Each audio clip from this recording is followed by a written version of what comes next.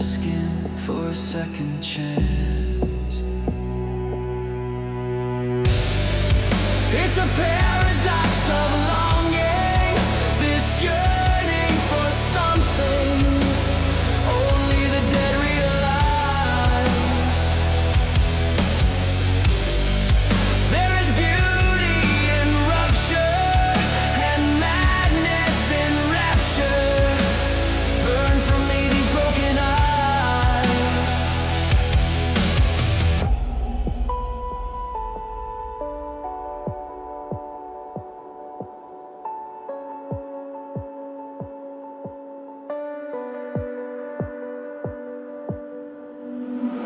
When the embers fade, where does the fire go?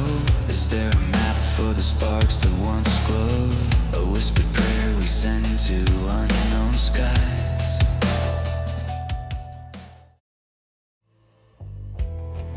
You are beside me, and you are an ocean away. Your hands are stone, your touch is rust, and I can taste the memory of a promise turning to dust in my mouth.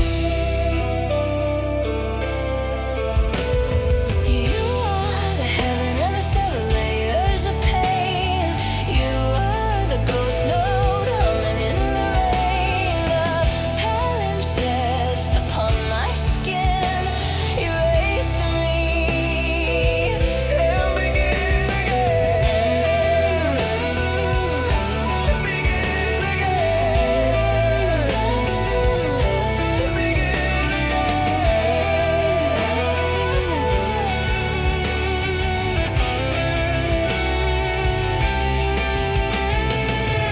Then the glass melts back to sand.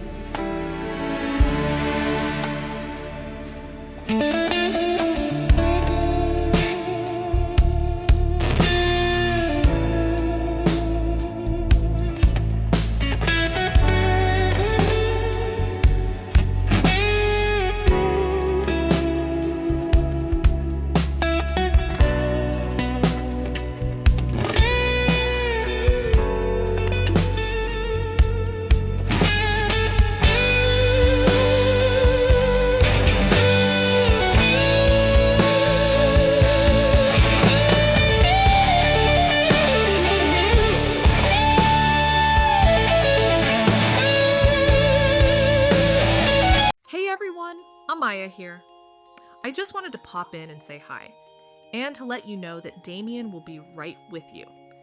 If you're here tonight, you probably already sense the weight of what he's covering. This material tends to find people at exactly the right moment, when something in them is ready to hear it. Here's what I want you to know going in.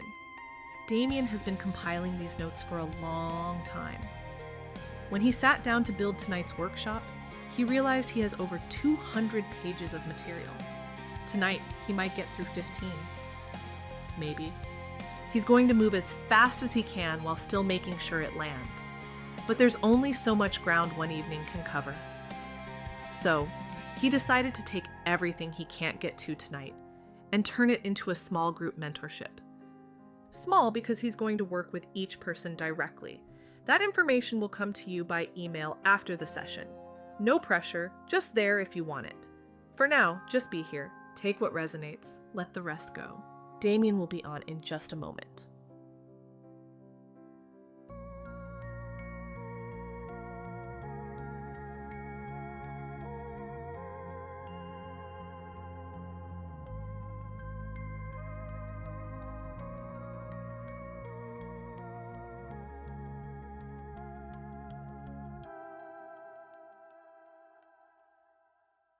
Hey everyone, thank you for being here and please excuse any hiccups.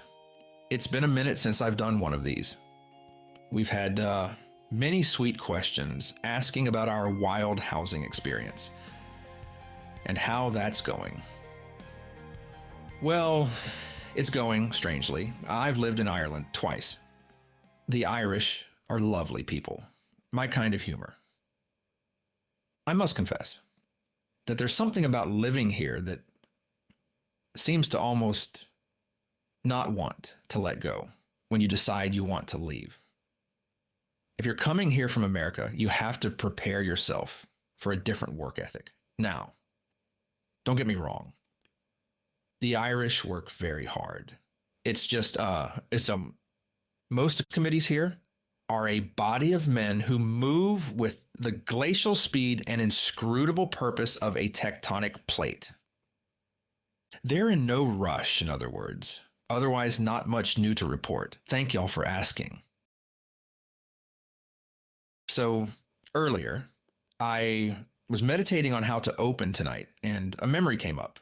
One I've been hesitant to share for over a decade. I know I'm quite open about my life when I write. It's a conscious effort. I'm extremely private by nature. Some of you have read my Prague email about the business I built from nothing, how it collapsed, and how I ended up trapped in the Czech Republic as an illegal, the whole ugly chain of events, right? But there's a part I left out. I've struggled with depression for as long as I can remember, the kind that sits in your chest like a stone you learn to carry. And while I was stuck in Prague, unable to leave the country, my mother died back in Louisiana, alone, in the same trailer she raised me in. I couldn't go to her funeral. If I stepped into that airport, I'd be arrested and deported. And I had a girlfriend of 12 years and 3 dogs who needed me not in jail. So I stayed. And something in me broke. During that time, I sank to a place I don't even have clean words for.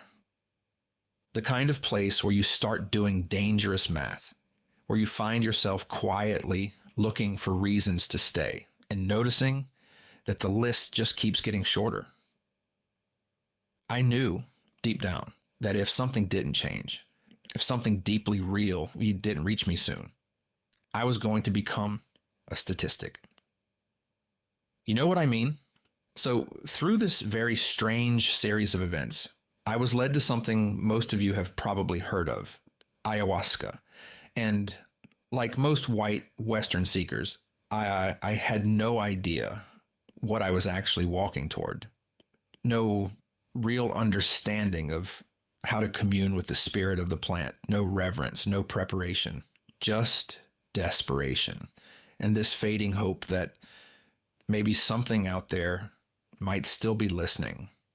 I was basically throwing a flare into the dark and hoping something kind would see it. So one night, during one of the worst lightning storms in Czech history, I decided to step out into the unknown. Our house was vibrating with thunder, and I remember the sky was tearing open. And, it just felt like the right time to do something insane. If ayahuasca is new to you, the recommended first dose is about the size of a small cup of tea. Amaya will tell you, I don't have a great history of doing things responsibly. So instead, I drank enough to fill McDonald's supersize cup, or about 50 times too much. The full bizarre story of what happened that night isn't appropriate for this workshop, but it started the journey that led me here, to this material, to you. And I'll say this much. I was in such bad health that the ayahuasca spirit had mercy on me, because by all rights, I should have died. I rolled on the floor for almost 10 hours, fighting to stay in my body. And all while the lights were out from the storm, my girlfriend was away in the countryside, and I was completely alone. And something other swallowed me whole.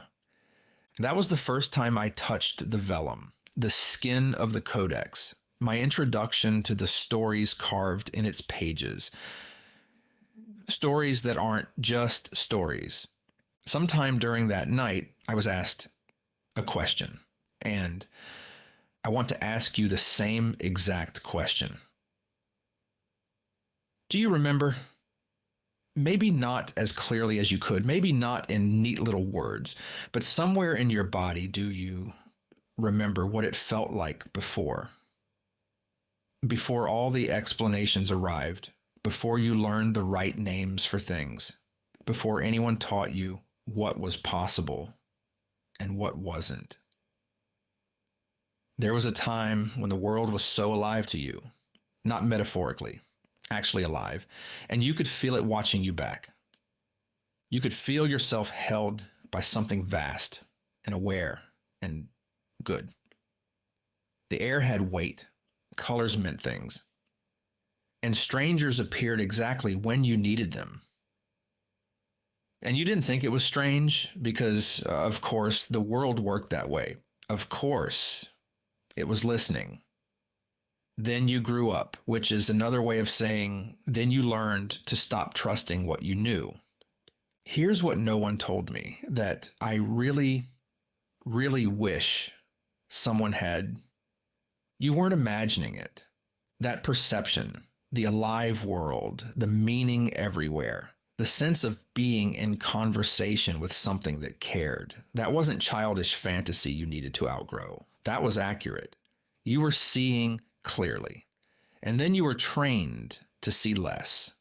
Little by little, people you trusted explained away what you had already experienced directly. And if you're anything like me, you started doubting your own knowing because everyone else seemed so confident about how things really are. Turns out they weren't always right. What I'm going to share with you tonight isn't new. It's not something you have to learn from scratch or earn through suffering or prove yourself worthy of. It's something you already have. Sure, much of it is buried and jammed up, covered in interference, but it's absolutely intact. Your sovereignty isn't something you build. It's what remains when you stop letting other things take from you. Your signal isn't something you muscle into being. It's what rings clear when the noise finally stops. Tonight, I'm going to lay out what I believe has been jamming that signal and the 3 skills that clear the interference. Not so you can become something new, but so you can finally stop pretending to be less than what you've always been. Tonight's journey is one of hope and clarity, even if we pass through some rough terrain to get there. Some of the ideas I'll present may challenge concepts you've built your identity around, ideas you've defended, ideas that have kept you safe. I spent over a decade wrestling with this very thing, so I know it can feel like an attack, even when it isn't meant as one. And I'm also very aware of what it means in this world to be a man standing in front of you talking about spiritual matters. The track record is not great. This planet is filled with men who've appointed themselves spiritual authorities, whether they earned it or not, and then used that position to abuse the open hearts of others, to tell everyone else how they're wrong, how they're broken, how they need fixing, and how conveniently he has the answers. So let me be really clear about what tonight is and what it isn't. I am not here as your teacher. I'm not here as an authority. I'm not here to tell you that you've been doing it wrong and I know better. I'm here as a fellow traveler, someone who has walked his own particular path toward sovereignty, done some catastrophically dumb things, and learned a little along the way, things I believe might be useful to you. That's all. What I'm offering tonight is an invitation to consider, not a demand to believe. And I genuinely mean this. If anything I share tonight doesn't resonate with your own inner knowing, if something lands wrong in your body, if your gut says no, even when your mind can't explain why, trust that. Your discernment is not a problem to be overcome, not resistance to be broken through. It's the very capacity that will keep you safe and sovereign in a world full of people who want to do your thinking for you. I trust your ability to know what's true for you. I hope you trust it too. With that said, there's a minor technical issue I need to attend to. And then, it's time to begin. Be back in just a moment.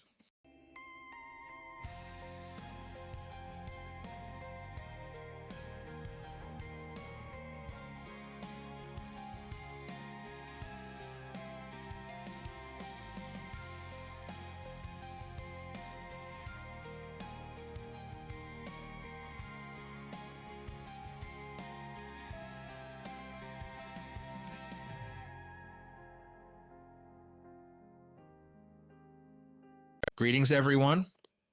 Let's start the evening with a friendly introduction.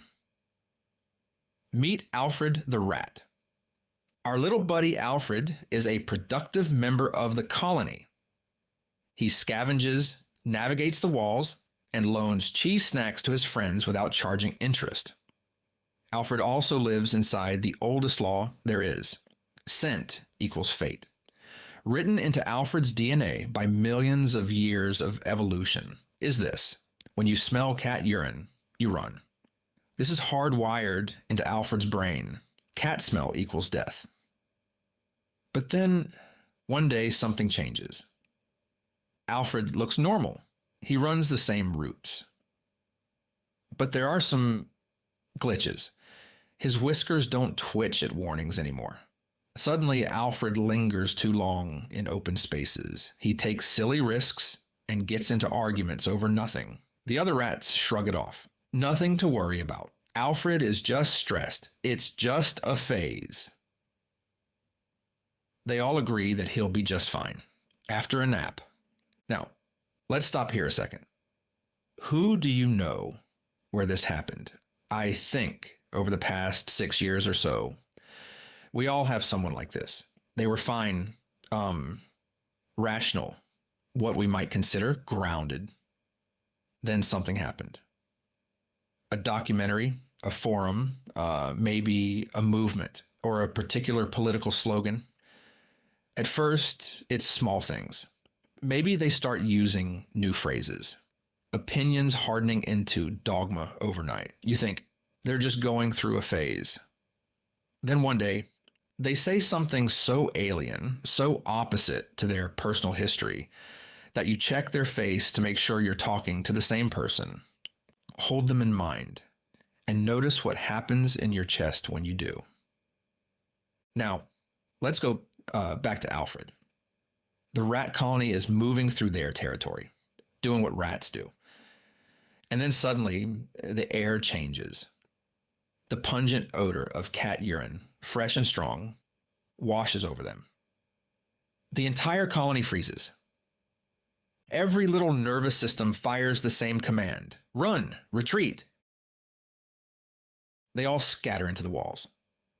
All except one. One little body doesn't obey the command. Alfred isn't running. He's actually turning toward the cat smell. His pupils are dilated. His breathing changes. His friends watching see something that breaks their little rat brains. Alfred isn't afraid. Not at all. Alfred is actually moving toward the danger with desire in his eyes. Alfred is actually sexually aroused by the scent of his own death. From inside the wall, his family screams in ultrasonic squeaks and pheromones. Danger! Come back!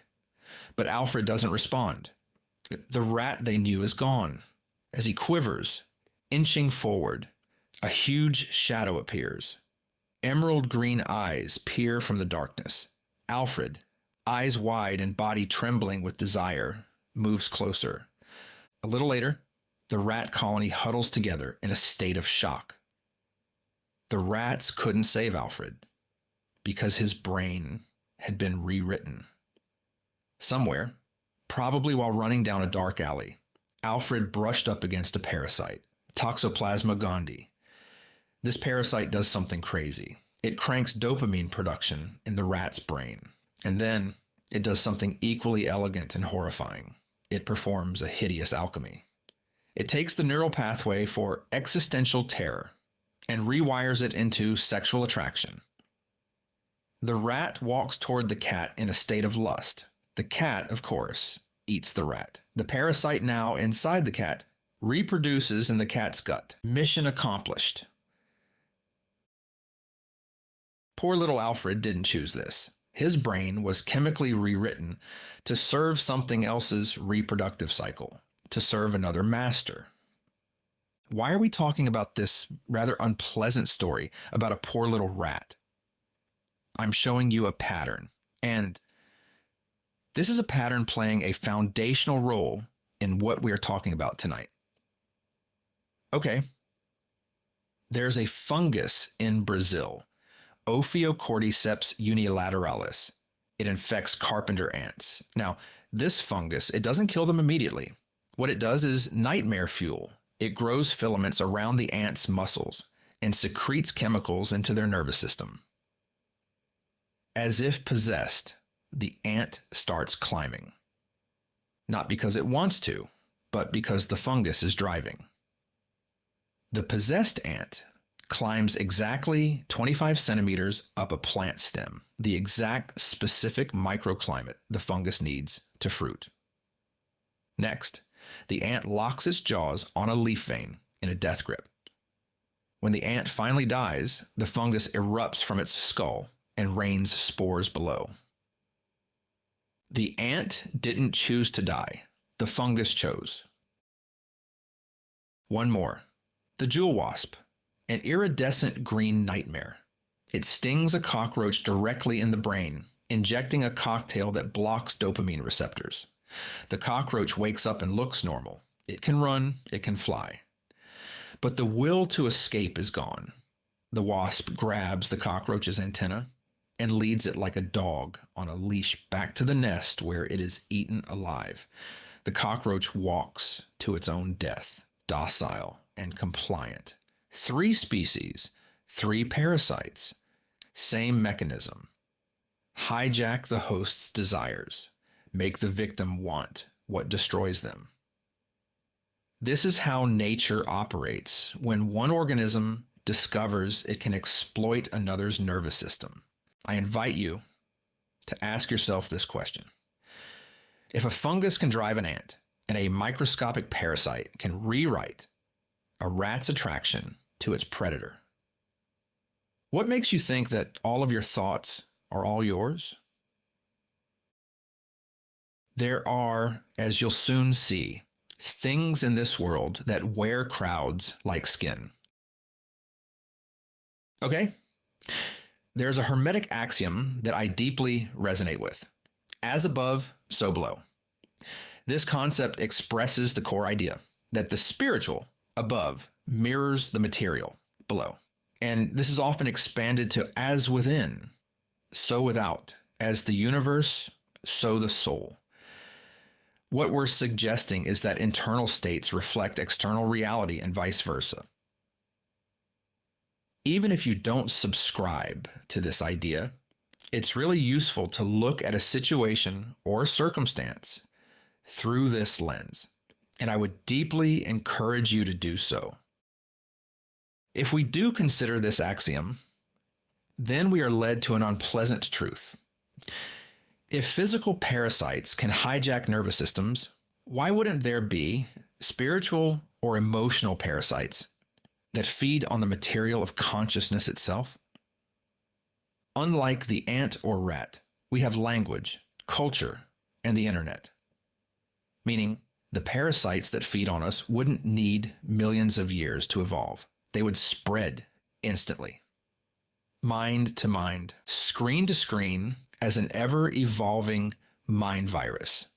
If I may read a quote to you from a book by Paul Levy called Wetiko, Healing the Mind Virus That Plagues Our World. The quote says, "When there is mutual shadow projection between individuals, groups, or nations, each side has an unconscious investment in the other, playing out the projected evil so as to prove their own self-righteous innocence.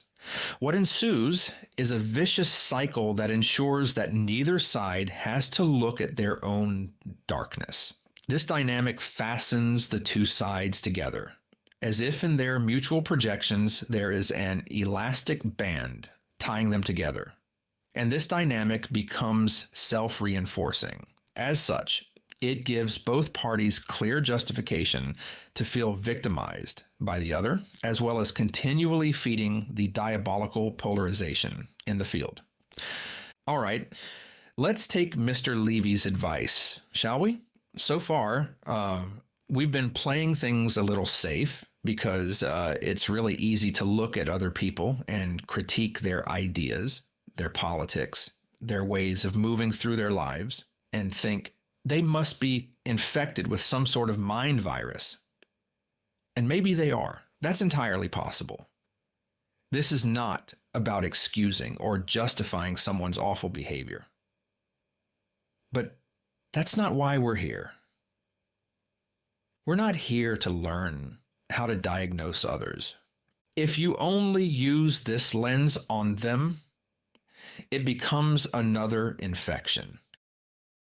We're here to learn to free ourselves.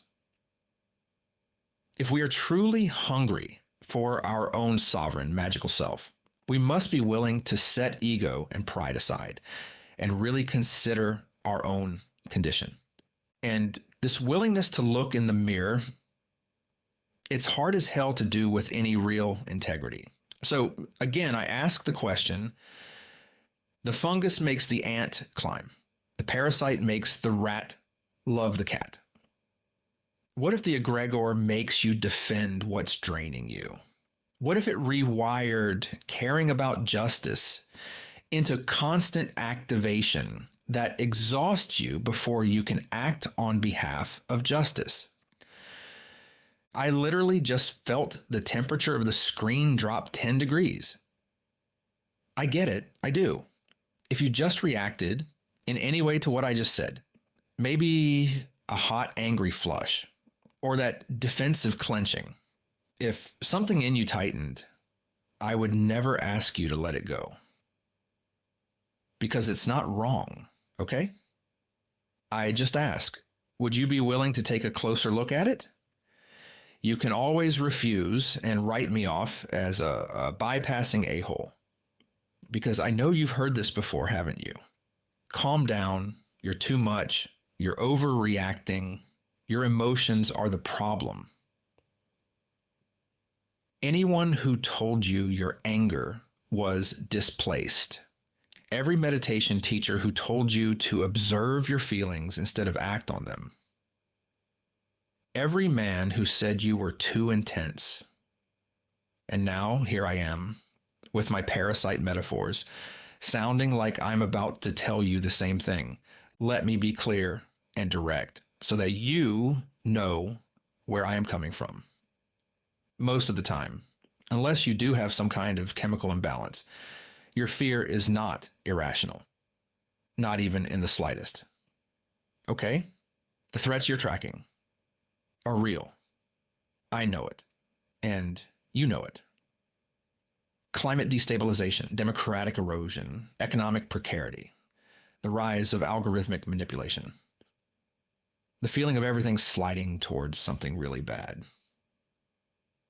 Not that it should matter to you, but just so you know my heart. I don't think most anxiety is because something is wrong with your brain chemistry. I feel most anxiety is because you're paying attention. And in a world where most people are numbing out, checking out, refusing to see, your willingness to stay aware is a form of moral courage. So I am not suggesting that you need to calm down. There's a difference. When someone says, calm down, we know they want you to stop feeling what you're feeling. They want your fire extinguished because it makes them uncomfortable. And that's suppression. That's silencing. And from where I stand, you're right to reject it. But here's what I've watched happen to myself, to clients, to people I love. The rage starts real. The rage starts yours. It arises from genuine perception of genuine harm. Then the rage or the fear or whatever it may be, then it becomes your baseline. We both know then it's no longer a reaction to a specific event in the world. It's how you wake up in the morning. It's all you talk about with people around you. It's how you feel when going to bed. It's as if something has a button to your nervous system, and every time it fires, something feeds. The end result is you're exhausted. You're emotionally spent on 1,000 small activations that changed nothing, that haven't left a mark on anything other than your own nervous system. And when the moment comes that requires real action, you're empty. I'm not asking you to stop being angry. I'm asking you to stop being milked for anger. Your rage is sacred. It's yours, which is exactly why you shouldn't let anything else decide when and how it gets spent. The goal isn't calmness, not numbness, sovereignty. The goal is sovereignty over your own fire. The goal is that when you burn, you choose what you burn for. Okay, even if you are already familiar with this information, let's chat about it so everyone is on the same page. Here's a rule of the universe. Where there is food, something will learn to eat it. In the ocean, where there is plankton, whales gather. On the savanna, where there is grass, gazelles gather. And where there are gazelles, lions gather. This isn't cruelty. It is the food chain. In the unseen world, food is human attention and emotional charge. When millions of us pour our love, rage, and terror into a single container, a movement, a nation, a brand, that energy pools, it gains density. From this, egregores are born. Now, pop culture wants you to think of these as demons, scary ghosts, villains twirling mustaches in the astral plane trying to steal your soul. That's a cartoon, and frankly, it's comforting, because if they're evil, then we just have to be good to beat them. Strip the morality out. Think like a biologist. The fungus is not evil. It has a biological imperative to survive. The egregore is the same. It is a living, autonomous intelligence born from collective attention. It knows one terrifying fact. If we stop paying attention, it dies. So, like any organism, it developed survival strategies. Before we get into those survival strategies, let's do an interesting thought experiment. I want you to think like a predator. Imagine you're a spiritual apex predator. You're ancient, you're powerful, and you're always hungry, always starving. And your food source are these things called human beings. 7 billion of them crawling around down there, practically glowing with the stuff you need. But there's a problem. You can't just pick one up and eat it. You don't have hands, you don't have a mouth, you don't have a physical form at all. You exist in a different realm entirely. So, how do you feed? Really think about it. Here's what you figured out over millennia of hunting. The humans constantly emit something. Waves of energy, rolling off them in pulses. They call it emotion. You smell it the way sharks smell blood. And here's the beautiful part. It doesn't matter if the emotion is positive or negative. Joy works. Rage works. Terror works. Ecstasy works. What matters is intensity. The deeper the feeling, the richer the emission, the stronger the wave, the more you can metabolize. Mild contentment? That's thin gruel. You can barely taste it. But genuine fury, existential dread, passionate hope that cracks open into devastating disappointment, that's the good stuff. That's a meal. But you still have a problem. You can't make them feel things directly. You can't reach into a human chest and squeeze the heart until fear comes out. You're non-physical, remember? The only access point you have is the mind. So if you're an apex predator and your food is strong emotion, and the only way to generate strong emotion to get food is to manipulate what humans think. And you've had thousands of years to figure out how to do this. And you're very, very good at it by now. And you're always hungry. And the more you eat, the hungrier you get. What do? You learn what they care about. You find the values they'd die for, the people they'd kill for, the fears that bypass their rational minds entirely. And then you build systems that push on those buttons constantly, relentlessly. You don't need to possess them like a demon in a movie.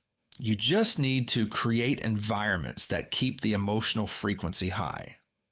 Outrage cycles that never resolve. Threats that never quite materialize but never quite disappear. Hopes that rise just enough to make the crash devastating. Conflicts that feel existential but change nothing. Soon, you have a whole system built around constantly having a reliable food source. You build a farm, and the humans, they think they're choosing to engage. They think they're fighting for something that matters. They think their rage is righteous. Their fear is warranted. Their constant activation is proof of how much they care. And you know what? Those emotions are most certainly warranted. They have very real reasons for feeling these powerful emotions. But the real benefit to you as the apex predator is the humans never notice they're being milked. Now, start remembering you're the prey. Look at your phone. Look at your scrolling habits. Look at how you felt yesterday, last week, last month. Look at what's been extracting strong emotions from you. Day after day, month after month, ask yourself, is this serving my goals, or am I serving something else's appetite? The predator figured out the game a long time ago. The question is whether you're ready to stop playing. The egregore doesn't care if you burn out. It needs your emotional charge to maintain its structure. It's not trying to hurt you. It doesn't care about you enough to hurt you. It's just trying to keep the food source, you, producing the specific emotional charge it metabolizes. And it has very fine-tuned ways of harvesting your emotional energy. Okay, I know this is intense stuff. Let's do this. Let's take a second to move around and wiggle your toes and your fingers. Take a deep breath in and breathe out. One more time. Take a deep breath in and breathe out. Now, we're going to take our attention off them and put it on the mechanism, because if you can see the pattern, you can stop feeding it without betraying what you care about. The first pattern is the one that feels most like you. Strategy 1. Mimic the host's values. Remember the axiom, as above, so below. We can learn how unseen realities operate by studying how they express themselves in the natural world. The parasite makes the rat love cat urine. Not just tolerate it, actually desire it. The rat experiences that rewritten attraction as completely authentic. It feels real because the neurochemistry is real. The egregore does the same thing. It rewrites, I care about justice into, I must stay constantly activated about injustice, or I'm complicit. The feeling is real. The urgency is real. But the compulsion, the inability to rest, the guilt that arrives when you pause, that's the egregore ensuring you keep feeding it. And I want to be really clear here, because this room is full of people with functioning conscience. If you're angry about injustice, that's not pathology. That's perception. That's love with eyes open. Your compassion is not the problem. Your ethics are not the problem. Your willingness to care when it's easier to numb out, that's strength. What we're naming is subtler when your care gets hijacked into a leash. When I care about justice quietly mutates into I'm not allowed to rest. When your nervous system becomes the proof of your goodness. When exhaustion becomes a sacrament. That's mimicry. The value is real. The harm is real. But the compulsion, the inner whip, the guilt, the constant activation, that's the feed line. Okay, let's keep going. Strategy 2, punish withdrawal. Alfred's colony screamed at him from the wall, danger, come back. But Alfred couldn't hear them, or more accurately, the parasite in his brain filtered out signals that would interrupt the behavior it needed. When you try to step back from an egregore you've been feeding, what happens? Guilt, panic. The feeling that you're betraying something sacred. The sense that if you stop performing allegiance, stop staying activated, stop showing up to every battle, you're complicit in the harm. I would ask you to take a breath and look deep inside where only you can see. Be honest with yourself. Are those feelings truly your conscience? Or do you sense something outside of you pushing on you? Maybe you sense both as being true. And again, let me validate the obvious. Some guilt is healthy. If you've benefited from a system, if you've looked away when you could have acted, yeah, guilt can be an ethical alarm bell. But the punishment mechanism doesn't sound like an alarm bell. It sounds like a judge. It doesn't say, hey, course correct. It says, you are bad. It doesn't invite repair. It demands self-erasure. And that's how you can tell the difference. Conscience points you toward action. Hijacked guilt points you toward endless self-flagellation and public performance. Strategy 3, spread through the network. The fungus doesn't just take one ant. It rains spores on the entire colony below. The wasp doesn't stop at one cockroach. The parasite reproduces in the cat's gut, spreads through cat feces, and infects more rats. Egregores spread through social networks, through shared language, through the viral mechanics of outrage and belonging. Every time you share that post, repeat that slogan, perform that ritual of tribal allegiance, you're not just feeding the structure, you're helping it reproduce. Now, this is an important nuance, so please hear me. Sometimes this is exactly what you want. Sometimes spreading a message is precisely what needs to happen. What I'm suggesting is this. Most of us, despite what we would love to believe, can't tell the difference. Any emotional reaction around our deepest values gets automatically justified. And God help anyone who suggests we stop long enough to question our reactions. When you understand egregores as living systems, you stop asking, why is this happening to me? And start asking, what is this structure getting from me? What happens if I stop providing it? But there's something else we haven't talked about yet. Anger is one way they feed. It's not the only way. Some of you aren't primarily rage activated, you're fear activated. And that's a different texture entirely. So when you're scrolling at like 11 p.m., heart rate just slightly elevated, and you can't stop checking and rechecking for the next update and just go to bed. That's not fight. That's not flight. That's freeze. And in a freeze state, the egregore doesn't get a big dramatic spike. It gets to just graze.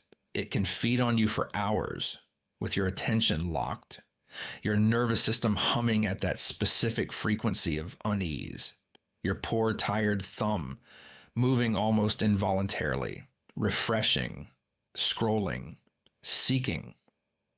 Seeking what? And don't tell me, oh, I'm looking for information, Damien, because, are you really? I don't think so.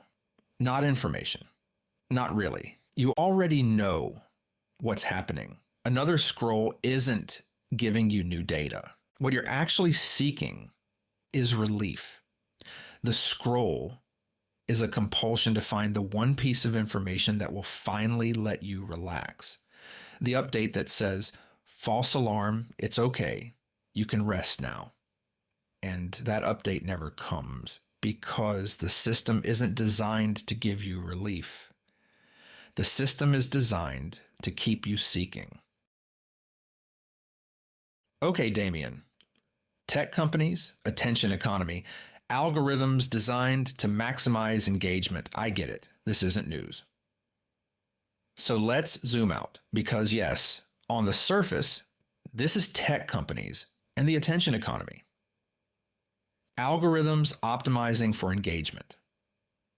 Capitalism doing what capitalism does. That's true. But it's not the root. It's the latest skin on something older. The infrastructure we're plugged into didn't just pop into existence the day some Stanford kid invented Facebook. This system has roots, deep ones. And when you see where those roots go, the egregore model stops sounding like mysticism and starts sounding like something else. 1921, London. There's this institute called Tavistock. Officially, it's treating shell shock, what we'd now call PTSD. Soldiers coming back from World War I with their minds shattered. Noble work. Great cover story. But here's what they actually discovered. Trauma doesn't just break people. It makes them pliable. A mind in crisis is a mind that can be reshaped. They weren't just treating soldiers.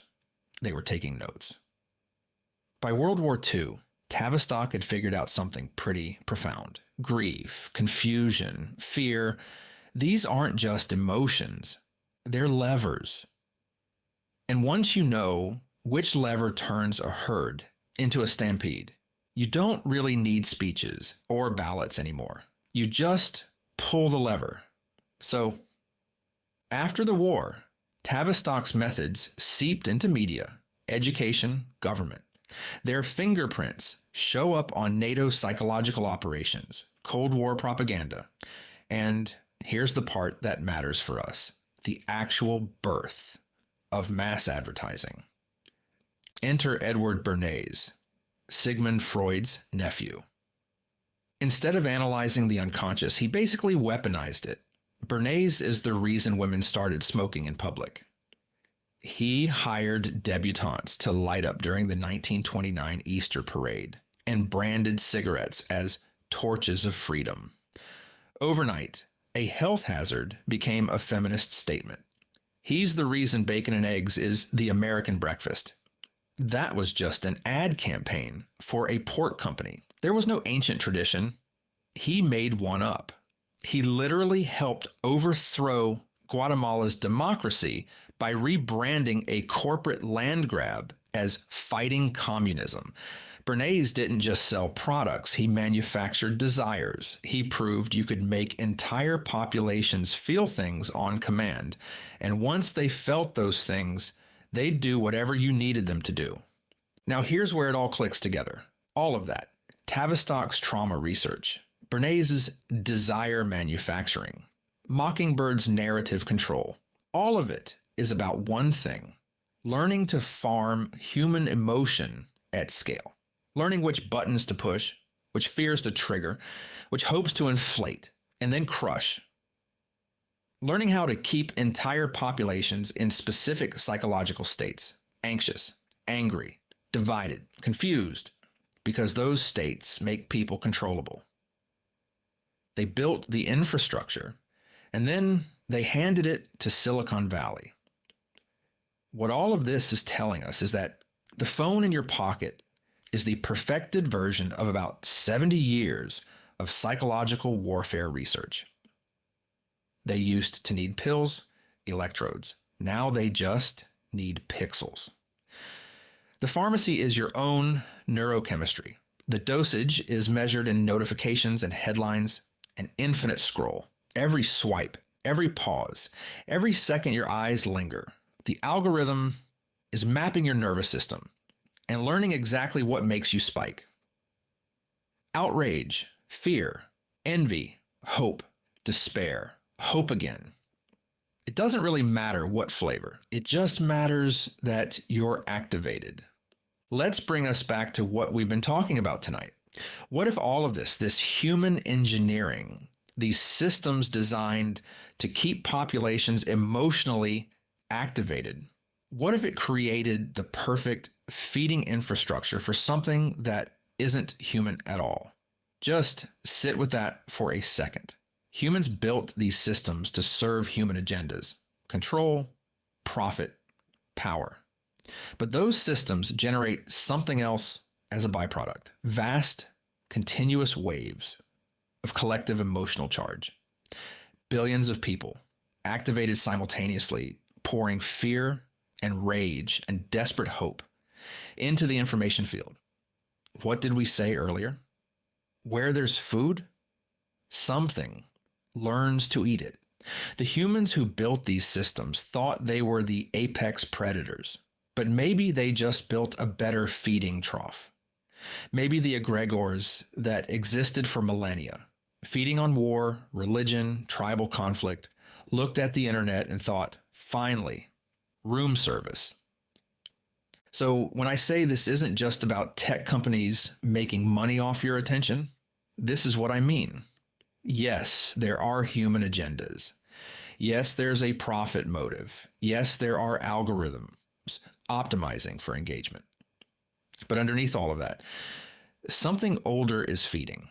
Something that doesn't give 2 cents about shareholder value or political outcomes. Something that just needs you activated. Needs you afraid. Needs you angry. Needs you producing that specific emotional frequency it metabolizes. The history I just walked you through, that's the infrastructure. The egregore, that's what moved in once the infrastructure was built. Or new ones were born from the vast reserves of channeled volatile human emotions. You're not just fighting an algorithm. You're up against something that learned to wear the algorithm, like a skin. So if part of you is thinking, okay, cool, terrifying, yes, but don't miss the point. We're naming this so you can get free. So let me show you what freedom looks like in a body, in a mind, in a life. Because the goal here isn't to make you paranoid. The goal is to make you unhookable. And I want to say this in a way your nervous system can actually believe. You don't have to stop caring. You don't have to become indifferent or zen or float above the world like some spiritual influencer. You can stay ethically awake. You can stay socially aware. You can stay devoted to justice and to people. The difference is this: your devotion stops being harvestable. Your care stops being used as a lever. Your attention stops being an open wound. So let me show you what freedom looks like, not as an ideology, but as a lived texture. Your body. Imagine waking up tomorrow and your chest isn't tight. You didn't meditate or eat a gummy or successfully talked yourself out of your feelings, but because nothing fed on you while you slept. that low-grade hum that sits right under your sternum, like a fist that never unclenches, it starts to loosen. You take a breath, and it actually goes all the way down. Your shoulders start to drop because there's nothing pulling them up toward your ears anymore. You know that feeling when you've been in a loud room for hours, and then you step outside and the quiet almost feels physical. That can be your new baseline. Your adrenals stop running a marathon while you're just sitting at your desk. You sleep deeper because your body finally believes it's safe enough to really power down. And you wake up rested, actually rested, not I got 8 hours, but I'm still exhausted. Rested, genuinely restored. Your mind, that fog you've been trying to think through, it starts to lift because something stopped churning the water.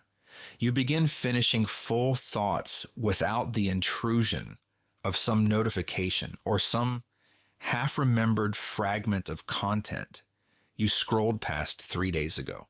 Your attention span starts coming back.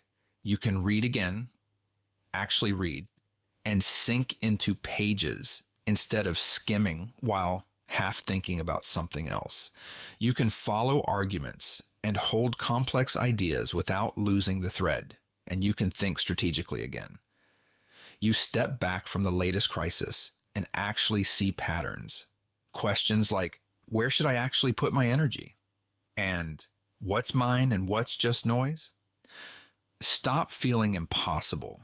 They become answerable because something stopped using your processing power for its own purposes.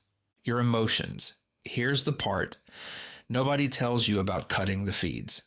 You feel more, not less, but it's yours now.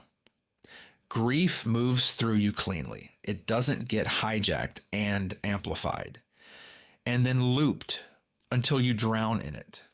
Joy shows up, and there isn't immediately a voice piping in a reason you don't deserve it. Anger, real anger at real things, turns into fuel instead of just fire. It doesn't scatter into 1,000 little performative reactions. It concentrates, becomes usable. You know that feeling when you cry and you actually feel better afterwards instead of just wrung out and empty. That becomes possible again. Your emotional body stops being a feeding trough and becomes an instrument. You still feel the full range of human experience, but you're not destroyed by it because you're the one feeling it now, not something else feeling it through you. Your relationships. Something shifts with other people when you're not running on cortisol fumes and borrowed outrage anymore. The irritability starts to fade. That hair trigger reactivity that's made every conversation a potential minefield, it softens. You have slack in the system. You can actually hear what people are saying instead of scanning them for threats. You can disagree without it feeling like war. You can be present, like really present, not performing presence while your mind is doom scrolling somewhere else with the people you love. And relationships that had become strained start to ease. Not because you fixed them, but because you stopped dragging the energy of 1,000 egregores into every room you walk into. Your perception. Now, here's where it gets a little strange and honestly kind of wonderful. Your perception opens. It's like you've been looking at the world through a dirty window for years, and someone finally wiped the glass clean. Colors are more vivid, actually vivid. You notice things you'd stopped noticing. The quality of afternoon light, the sound of wind, the face of the person across from you. You really see them instead of just categorizing them. Your pattern recognition sharpens. Not the anxious version that sees threats everywhere, a cleaner version. You start seeing connections and alignments and openings. Synchronicities begin to show up, not because the universe suddenly became magical, but because you finally have the bandwidth to perceive what was always there. Your magic wakes up. That capacity you thought had weakened with age or stress or the state of the world, it was never gone. It was being drained. Cut the drains and everything shifts. Your divination sharpens. The signal comes through clear instead of garbled. You ask and you actually receive. No more constant. Was that real or did I imagine it? The channel opens, the static drops. Your manifestation clarifies. You set an intention, and it doesn't just scatter into noise before it reaches the bridge. The gap between blueprint and reality gets thinner. Things start moving. Obstacles that were stuck for months suddenly give way. Your protection holds because you're not simultaneously powering the very things you're warding against. Your shields aren't leaking anymore. The fortress finally becomes defensible because you cleared what was already inside.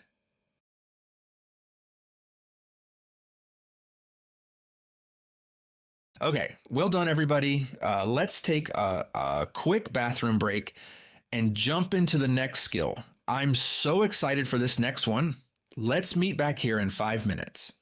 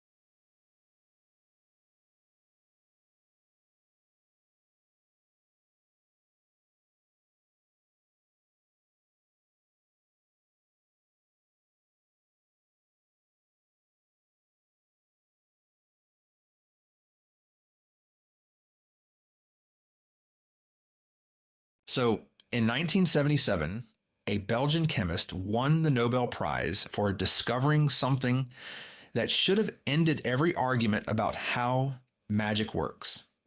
His name was Prigogine, and he studied thermodynamic chaos, systems that are so far from equilibrium that classical physics basically just throws up its hands and says, yeah, this should fall apart now, right? Because that's the rule. Entropy always increases. Things fall apart. That's how it works. Except Prigogine kept finding cases where they didn't. He discovered that right at the edge of chaos, where everything should collapse, Order doesn't just survive, it shows up spontaneously. He literally watched structure crystallize out of turbulence, like a whirlpool forming in wild water.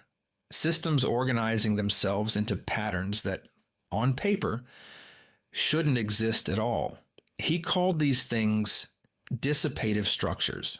Think about a hurricane, that eye of perfect stillness that develops in the middle, or a living cell maintaining this ridiculous level of order in a universe that's constantly trying to pull everything apart. Now, I've been sitting with this for months because something about Prigoghine's discovery kept nagging at me. Something that felt like it should be obvious, but I couldn't quite articulate it. And then it clicked. These structures he found, the ones that emerge spontaneously from chaos, they don't fight the turbulence around them. They don't try to calm the storm. They don't push back against the chaos. They do something much stranger. They become the point. The chaos organizes around. The whirlpool doesn't battle the wild water. It establishes a pattern so coherent that the water starts flowing in relation to it. And here's the thing. The chaos doesn't destroy the structure. The chaos starts feeding it. So the question is, if stability can exist inside instability by metabolizing it, then why in the hell are we still trying to overpower reality with our magic? Let me show you something that completely changed how I think about magical power. So imagine I have a battery that produces 60 watts of power. Now, with that battery, I could power a 60-watt light bulb and illuminate my bedroom with a soft, warm glow. Use it to find that brand new bottle of eye drops that utterly disappeared from the nightstand.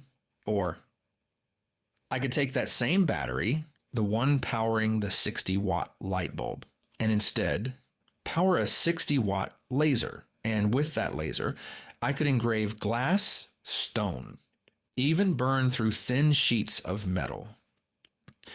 What's the difference between the two? Same wattage. One you're probably using right now. The other would burn a hole straight through your laptop. The difference isn't energy, it's coherence. Light bulb photons scatter in every direction. They dilute and bounce off everything. Nice for reading and hopefully finding lost eye drops. But laser photons, they march together. Same frequency, same phase. They arrive as a unified force.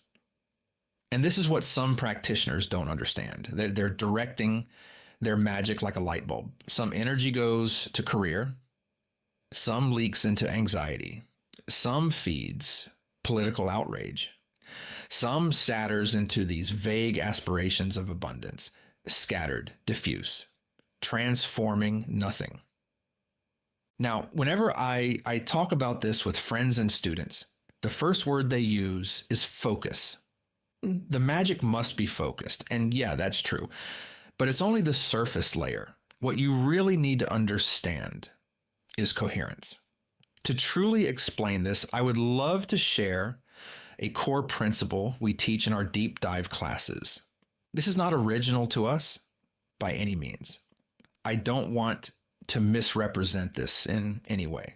I first learned this through my Hermetic studies back in my teen years, and I have found this framework to be immensely useful for understanding the energetic makeup of human beings and how to work with each layer or realm of reality that we all operate within.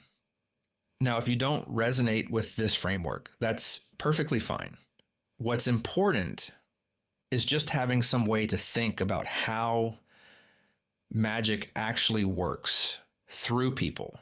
The idea is that you don't have one body, you have three. The first is your mental body, followed by your astral or emotional body, and finally your physical body. Let's explore these one by one for you. So Your mental body is the part of you that thinks, perceives, holds ideas. It's where intentions form as concepts. When a thought arises in your mental body, it's pure information, no emotional charge, no significance, just pattern, just data. This is the realm of pure awareness, just noticing things without any feeling attached to them yet. Next is your astral body. This body is where that data becomes personally meaningful. This is your emotional, subjective self, the part that feels about things rather than just knowing them. When information passes from your mental body into your astral body, it gets wrapped in significance. It becomes important. It starts to matter. And this is also the part of you that's connected to the deeper currents, Jung's collective unconscious. The realm of archetypes and spirits and the patterns that shape reality. Your astral body swims in those waters, whether you're aware of it or not. Okay? All right. Your physical body is the vehicle that experiences all of this as sensation. When mental information gets wrapped in astral meaning, your brain translates it into neurochemistry, and you feel it in your chest and in your gut and on your skin.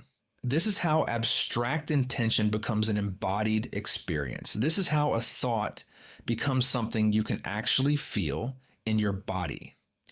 All right, if you haven't heard a version of this three-body framework, I know it can be a little abstract. So here's a simple way to experience your three bodies. Please look at the screen. There's a random geometric shape, a symbol you've never seen before, with no associations attached to it. What do you feel? Probably not much, right? You're in your mental body. Just awareness, just pattern, no meaning. Now, look at the screen again. This time, there's an image of a kitten and puppy playing together. A moment of genuine joy. Notice what happens within yourself. Your mental body is still the part seeing the kitten and puppy together. But almost instantly, something else activates. Emotion stirs. Warmth or tenderness rises. The image stops being neutral information and becomes significant.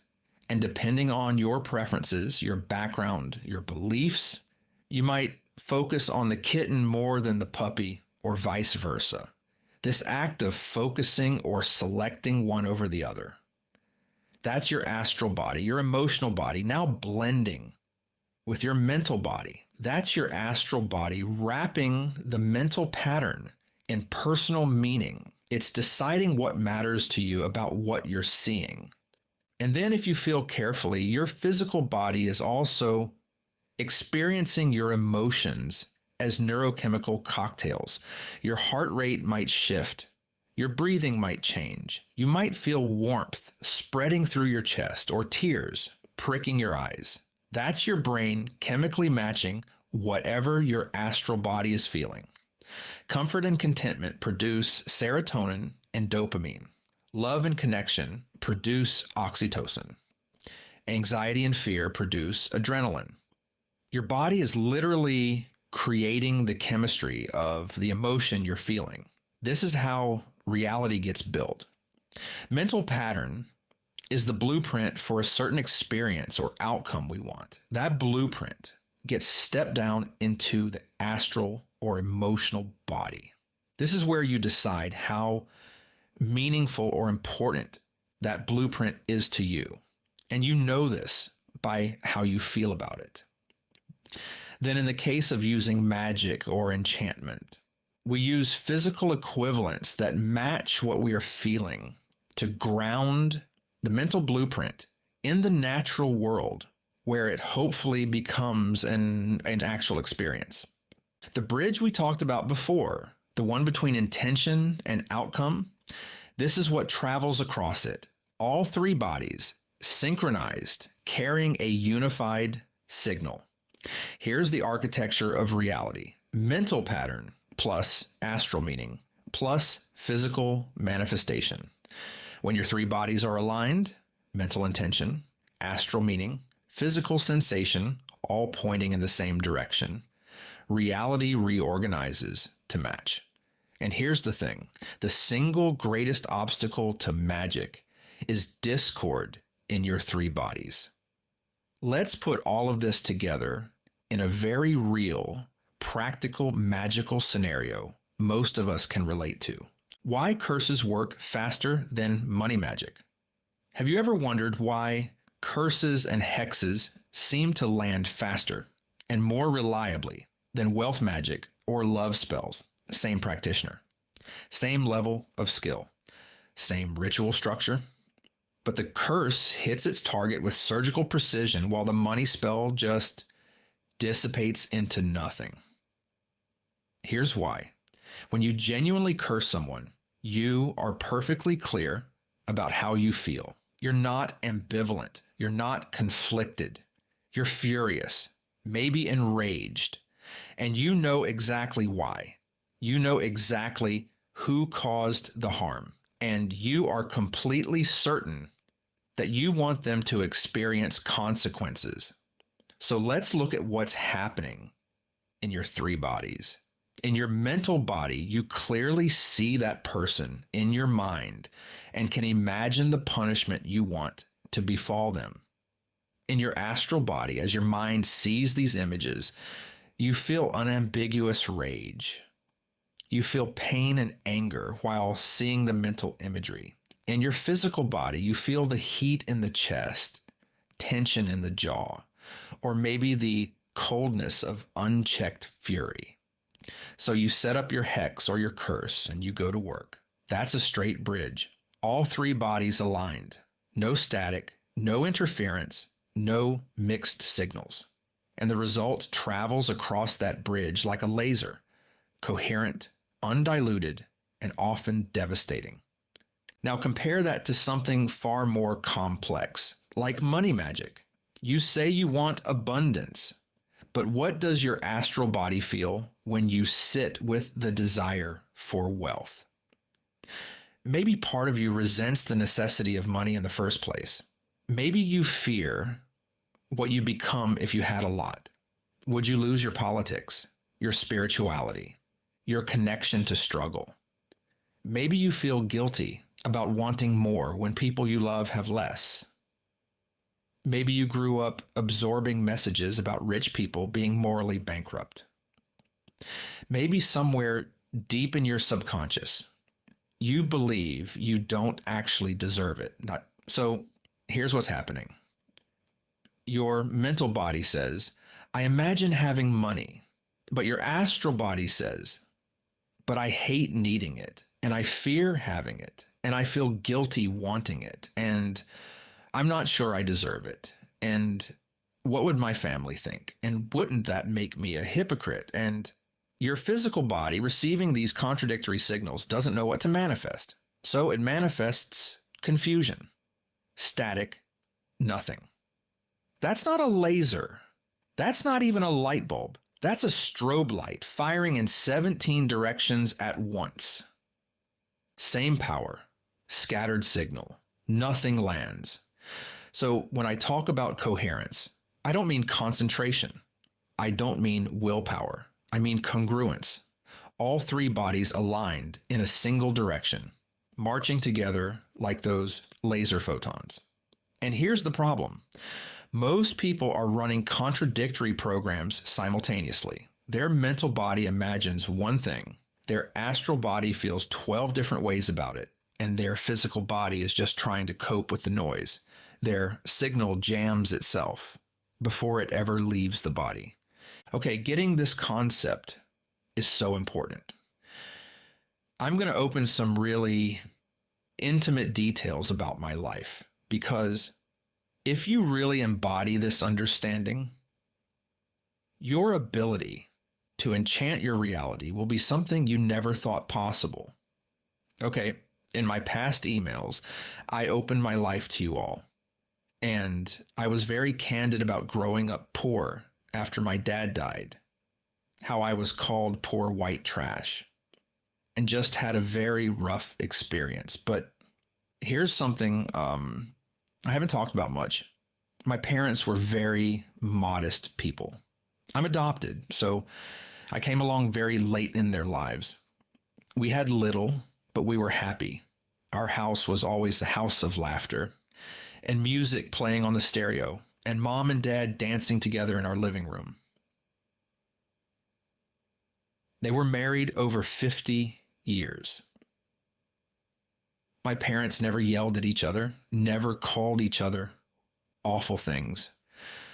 All decisions were made with them sitting at the table, talking it all out as a team. That's my model of relationships, unity and commitment. The next piece of that story is when my dad was getting started in business after he returned home from World War II. He met another vet who had served in the Air Force. My dad gave this man his first job, even though my dad really couldn't afford it. That man and his wife, decades later, would become my godparents. Now, the fact is, my godfather was much more wealth-driven. He went a different direction in life than my parents. He got involved with Don Carlos Marcello, the New Orleans mafia crime boss. Don Carlos would also be tied to the JFK assassination. So when Dad died, everything went with him. Mom was too old to work by then and crippled with arthritis. She raised me on her Social Security of $700 a month, and our monthly bills before food or clothing needs, no medicine included, was $450.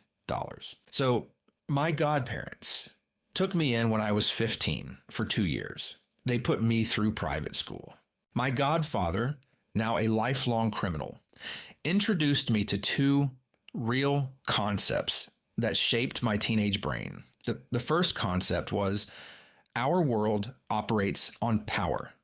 It's not fair. It's never going to be fair. You can complain about it being unfair, or you can play the game as best you can. The second concept was you can hate the rich and you can blame them for all that ails the world. And you may be right, but life itself is far more enjoyable and fulfilling when you aren't living in dread of the next rent bill. Or if you need medical help or expensive medicine, you just go get it. Now, please hear me. I'm not endorsing these ideas, okay? Just giving you the picture. 2 years after living with my godparents, my godfather was busted for trafficking in guns, fraud, suspected murder, though never proven, and sent to federal prison. Overnight, at 17, I went from having all my needs met, having nice clothes, being able to take girls out on nice dates, to moving back home into total poverty. But by then I had tasted the good life. I knew what it felt like to not live in total fear of where I would live. If something broke or I needed something unexpected, I now knew what it felt like to just be able to go get it and not have to borrow on a credit card. Okay, all of this might be mildly interesting, but what does this have to do with you? When I lost all of that good living, I wanted it back. I had come to hate poverty. I hated anything that smelled like poverty. So I started my first business to try and rebuild the life I had with my godparents. And not having real money skills and only a criminal as an example of wealth building, I wrecked my life with so much debt before I was even old enough to drink. I worked every kind of magic you can name, all trying to figure out this damned thing called money. I could magic almost anything I wanted in my life by then. But wealth, even just paying my bills on time, utter failure. Why? Because this does directly relate to everyone here. If not money, then something else. I couldn't magic money to save my life back then because my imprinting growing up was to be poor, meant being a good family. My mom and dad filled our home with love and joy, and we never had money. My deep belief about money was if you wanted it, you had to be like my godfather, a criminal. You had to take it from people who had it so you could have it. Also, to have money meant you would probably go to prison for something. Now, my conscious mind knew this wasn't true. I knew several very wealthy and very loving families, but it was my deep conditioning, my childhood imprinting around money that actually determined what I was able to magic into my life. And that's the insight I'm hoping to really make clear. I could do almost anything with magic back then. I saw people healed of broken bones. I used magic to help friends get out of very dangerous situations. I used magic to even improve my own ability to learn music faster. But I couldn't magic a car payment? Come on. That's the power. And the importance of a coherent signal, which I didn't have. I was angry and hated poverty. And since my deep belief was that I was poor, then I hated myself for not having it. And yet, the people I loved most and respected the most, my parents, never had a lot of money. I was one big conflicted mess.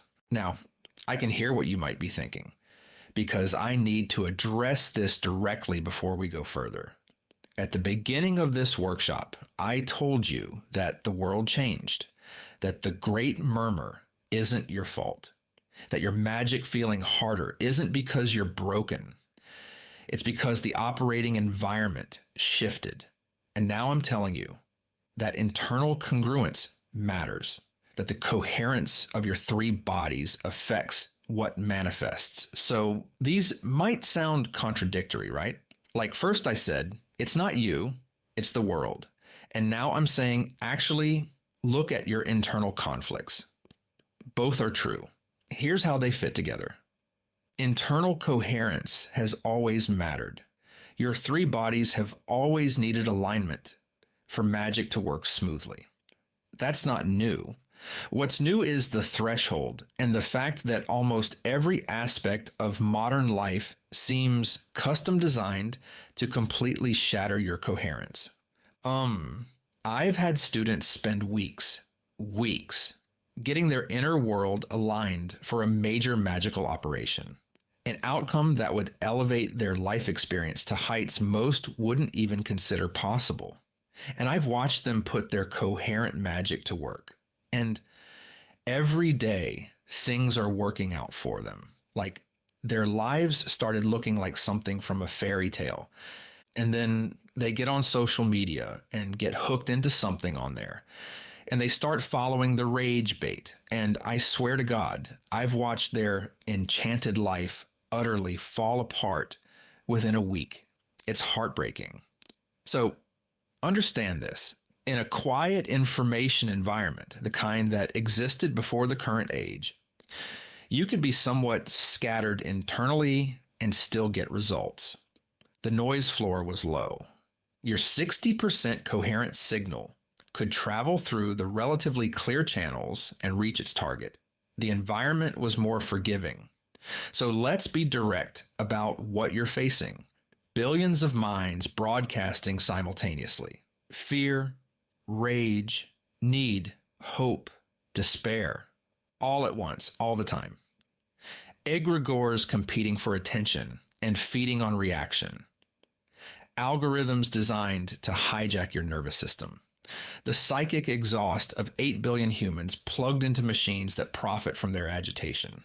Every time you check the news and feel your chest tighten, that's your astral body being yanked into entrainment with the murmur. Every time you finish scrolling and feel vaguely anxious without knowing why, that's your coherence, scattered by egregoric noise. Your intention, that laser you worked so hard to construct, becomes a weak, flickering bulb. One weak signal in a hurricane of weak signals, all screaming for manifestation simultaneously. Said another way, traditional magical practice assumed a more quiet information environment. The old grimoires were written for a world where most people weren't broadcasting constantly. Now, I'm not saying life was easy, okay? I'm not suggesting that plagues or famine and people dying from simple tooth infections was easy living. The difference is life was somewhat predictable. It was mostly contained, living within a knowable community. There weren't mass emotional umbilical cords attached to the village Instagram page, waiting in complete anxiety for Bill the blacksmith to heart their new tomato sprout pics. The local artist wasn't threatening the singles with ink-drawn deepfakes. The background noise was tolerable.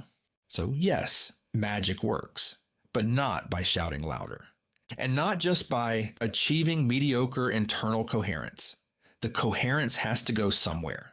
It has to matter in a way that the noise can't drown out. And after struggling with my own magic, starting to fail in 2024, here's what I finally pieced together after months of tracking what worked and what didn't. The old model was linear. Build coherent signal, launch it into the world, detach and allow it to reach its target through the noise, right? That model assumed clear channels your signal could travel through. It generally assumed the medium between you and manifestation wasn't actively hostile. Those assumptions are no longer valid. Now, as we find ourselves staring into the glittering eyes of an uncertain future, we need a more reliable mechanism entirely. This is where I keep returning to Prigogine, order emerging from chaos. Structures that don't fight the turbulence, but become the point the turbulence organizes around. What if we've had the mechanism backwards this entire time? What if magic isn't about projecting force outward, assembling an intention, launching it into the world, hoping it navigates through the interference and lands on its target? What if magic is about becoming a structure that chaos organizes around? Think about the whirlpool again. The whirlpool doesn't try to calm the river. It doesn't fight the turbulence or push back against the current. It does something much more elegant. It establishes a pattern so coherent that the water begins flowing in relation to it. The chaos doesn't destroy the whirlpool. The chaos feeds it. Said another way, the hurricane doesn't work by overpowering the atmosphere. The eye of the hurricane, that zone of perfect stillness at the center, persists precisely because of the violent spinning around it. To me, and I hope to you as well, this is so exciting. This is what Prigogine's Nobel Prize was actually describing, translated into terms we can use. You don't calm global chaos. You can't. You don't manifest the collapse away. You can't force reality to be different than it is, but you can become a dissipative structure, a point of coherence so stable that chaos begins organizing around you instead of through you. The next question is, where exactly is this coherence supposed to live? What's the actual territory where you establish this stability? Not the universe, not your vibration, not some vague energetic field you're supposed to visualize. Let me show you the actual geography of your influence. So this next material wraps up the second skill for building your sovereign magical self. And then we move on to the last skill for tonight. Okay, I find when I chat with people about the ideas and principles I'm going to share with you, I get pushback. And you know what? That's totally fair. I know how some of this can come across because I had the same reaction to it.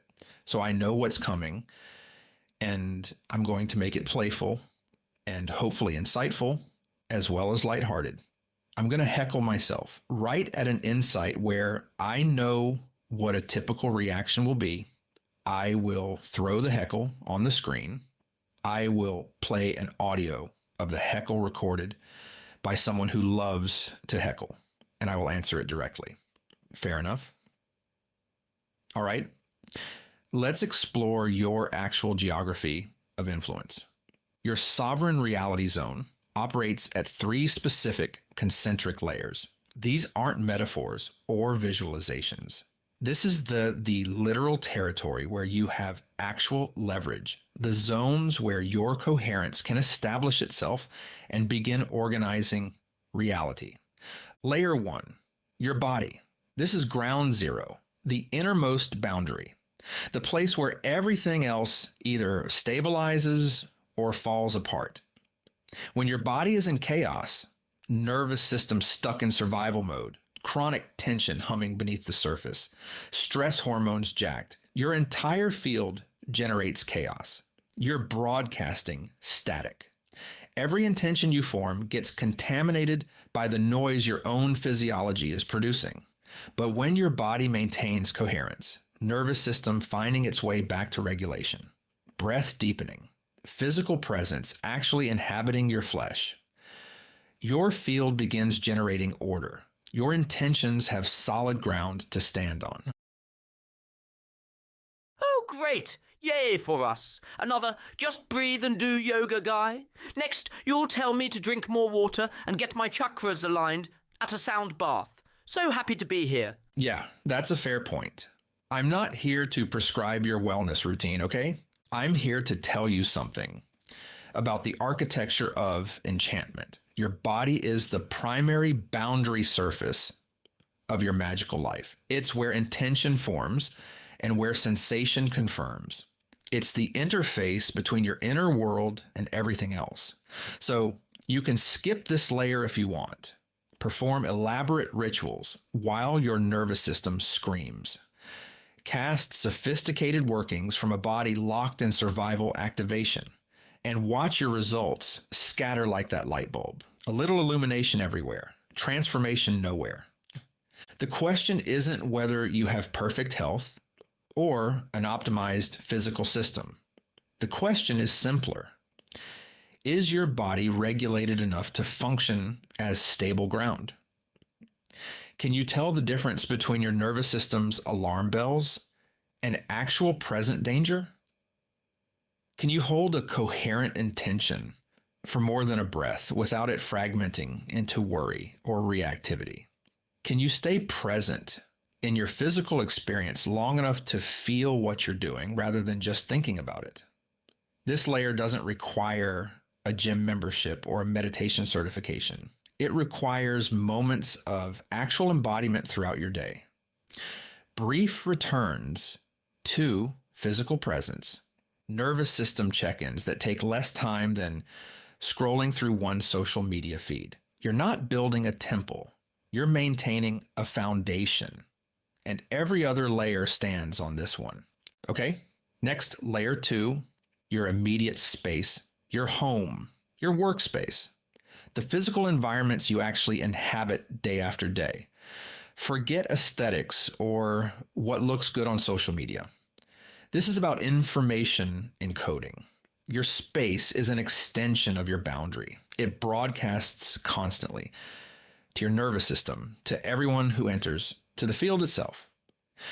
Walk into a room where chaos has accumulated. Papers piled in every corner, dishes growing science experiments, half-finished projects scattered across every surface, objects with no purpose taking up space because they landed there once and never left. You feel something before you consciously register the mess. A subtle drain, a difficulty thinking clearly, something pulling at your attention in 17 directions at once.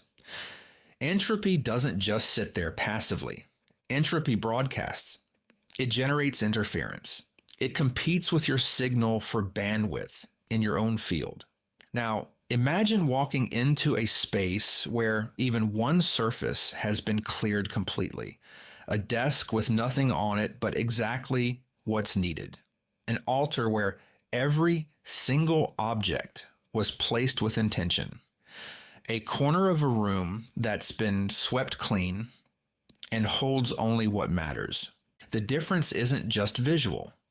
Something in your nervous system settles. Your capacity to think clears. Coherence becomes easier to access. Remember a time you finally cleared out some cluttered space that had been weighing on you, and suddenly you could think more clearly? Your creative capacity returned? Something shifted the moment order was established. That wasn't just psychological relief. That was layer 2 activating. Your environment stopped generating interference and started supporting your coherence. Woohoo! So, you're saying I have to Marie Kondo my entire life before a single spell will work?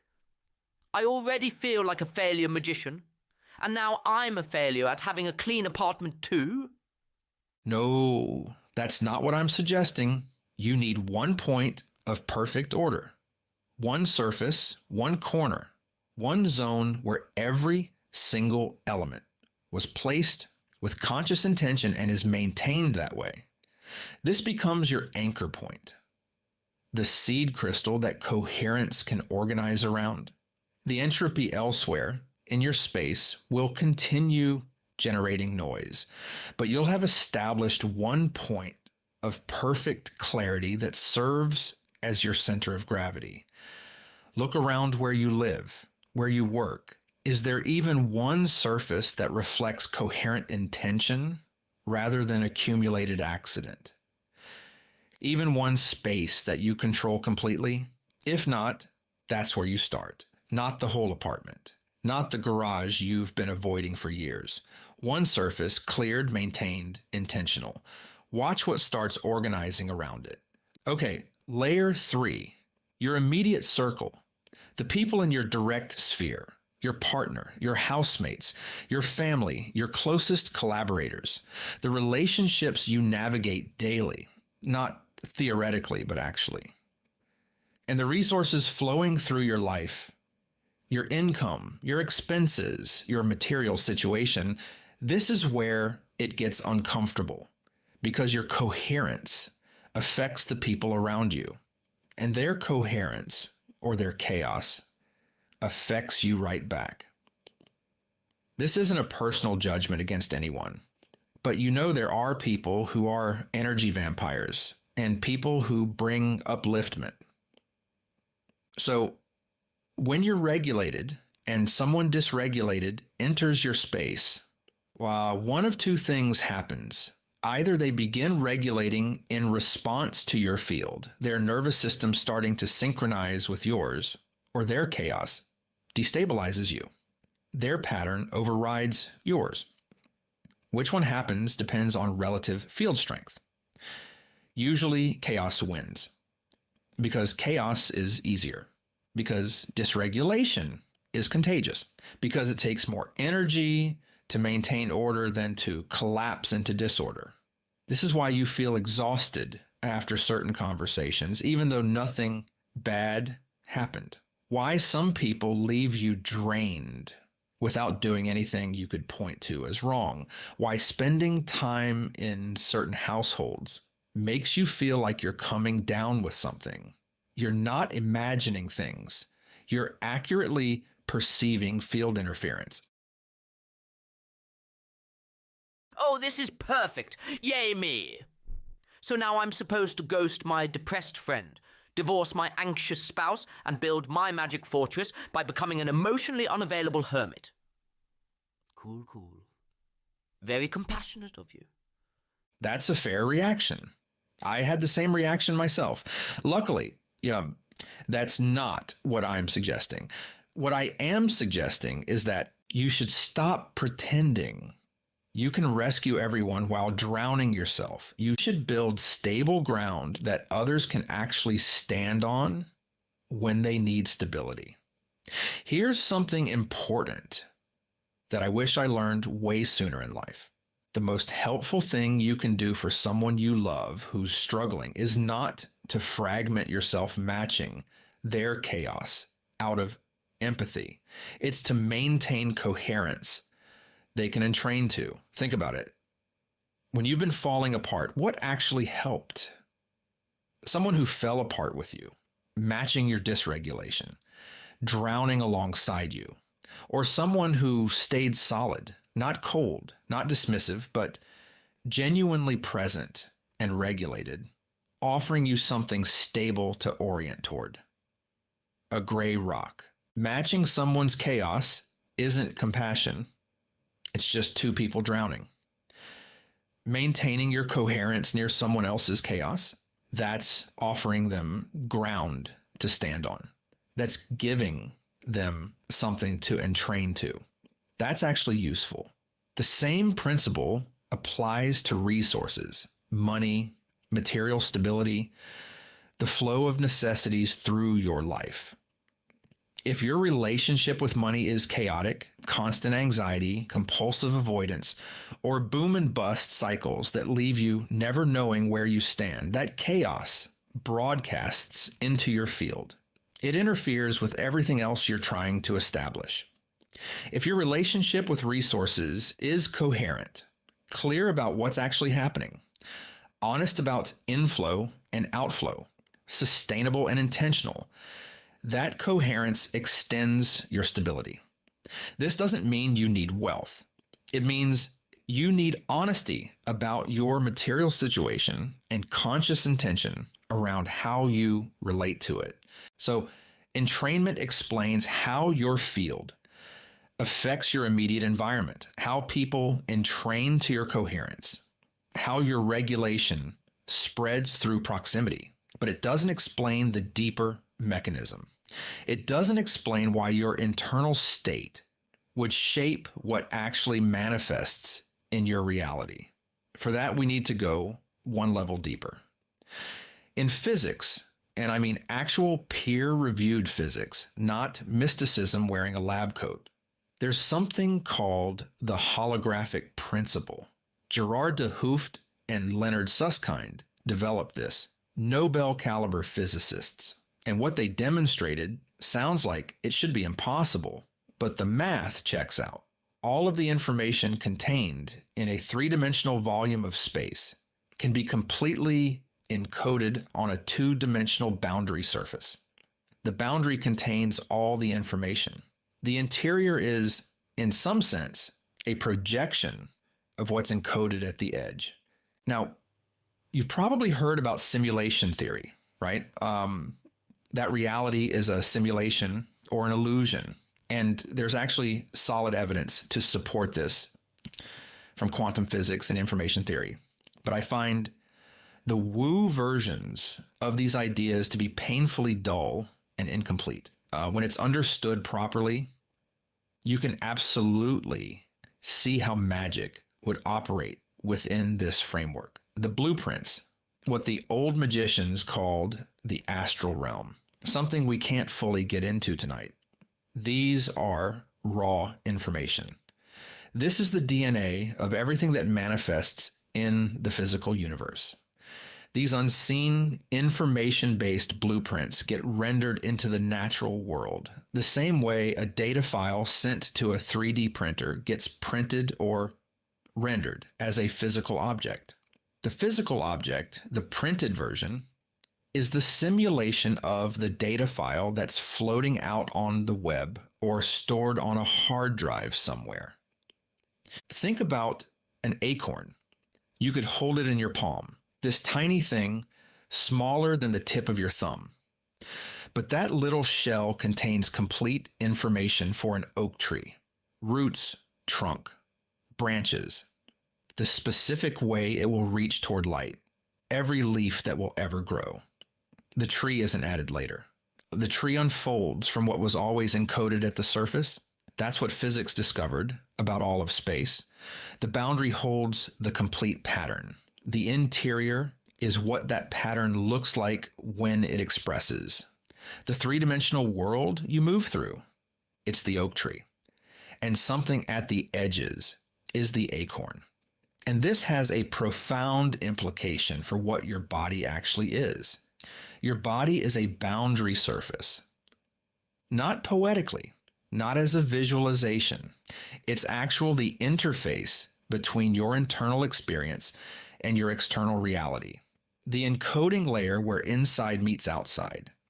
The Hermetic teachers said something similar for centuries. As within, so without. The microcosm contains the macrocosm. What's in the part reflects what's in the whole.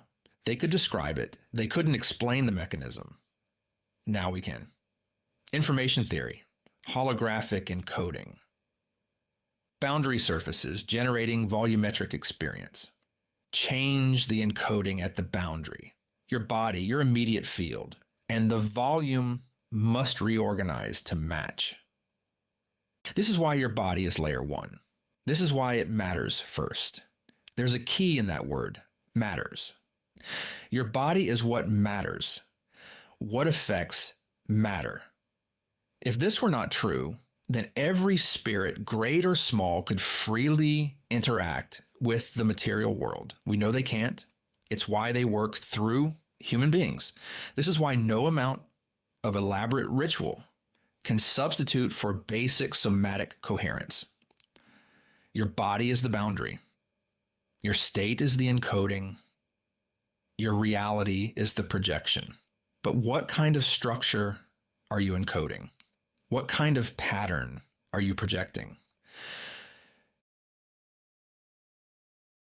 This is fascinating and all, but my bladder achieved coherence about 20 minutes ago, and it's very clear about what it wants to manifest.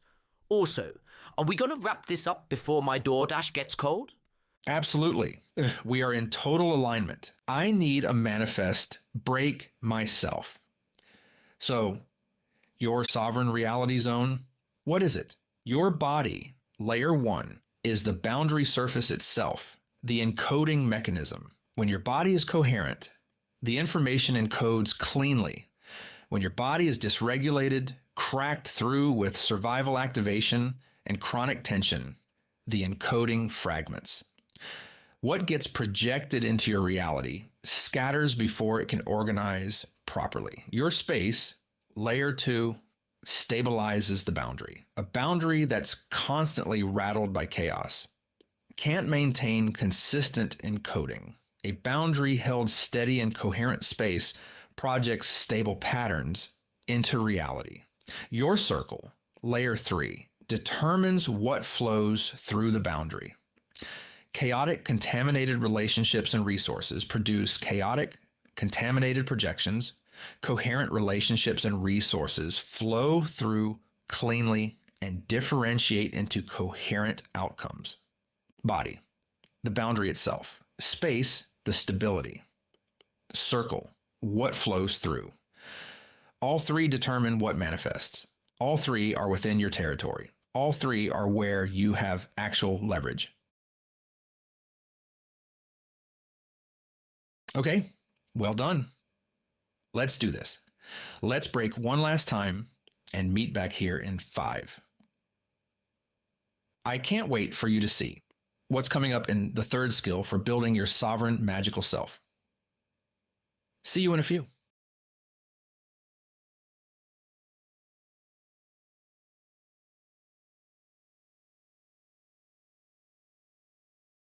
Welcome back. Okay, for our final bit of time together tonight, let's do something interesting. Let's do some time traveling. Let's go back in time to 1979.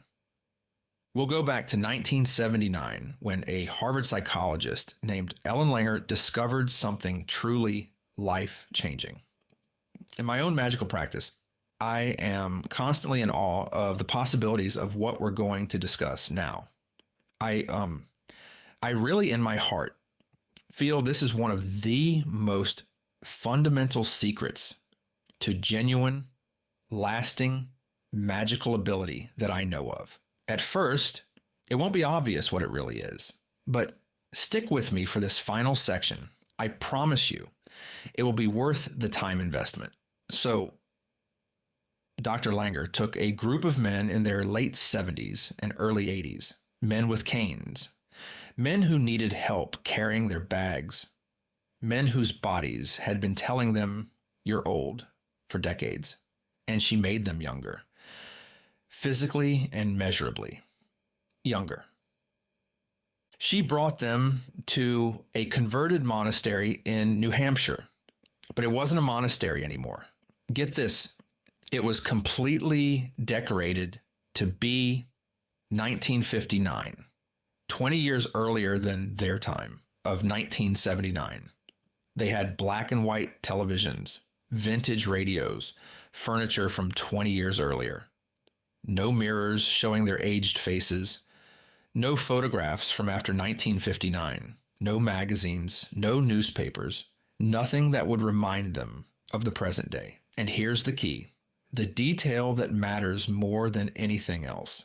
They weren't asked to reminisce about 1959. They were told to live as if it was 1959, right now. Discuss the news, Castro entering Havana, the first satellite launch, as if it's breaking right now. Wear the clothes of that era. Carry their own bags. No assistance. No, let me get that for you, sir. Inhabit the identity of who they were 20 years ago. 1 week. That's all it took. Their grip strength improved measurably on a dynamometer. Their eyesight sharpened. They scored better on standard vision tests. Their hearing improved. They performed better on cognitive assessments. And here's where it gets strange.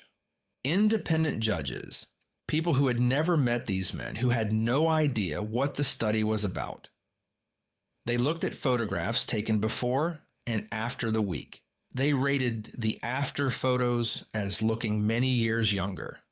And the men who had arrived needing to use canes, they were playing touch football by the end of the week. Dr. Langer's conclusion was uncomfortable for a lot of people. She said, the body responds to the story the mind inhabits, not the story you remember, not the story you believe, the story you live inside. Change the environmental cues. Change the identity you're performing. Change the story you inhabit. The body reorganizes to match. This was 1979, 45 years ago. Published, replicated, even turned into a BBC documentary. So why don't we know this? Now, those men weren't doing magic. Or were they? They weren't building reality zones. Or were they? They were demonstrating something we need to understand on a deep, intimate level. With the days ahead, we all need this revelation.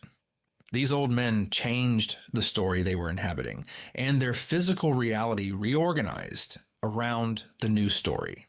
Not their beliefs about aging, not their thoughts about getting older, their lived identity.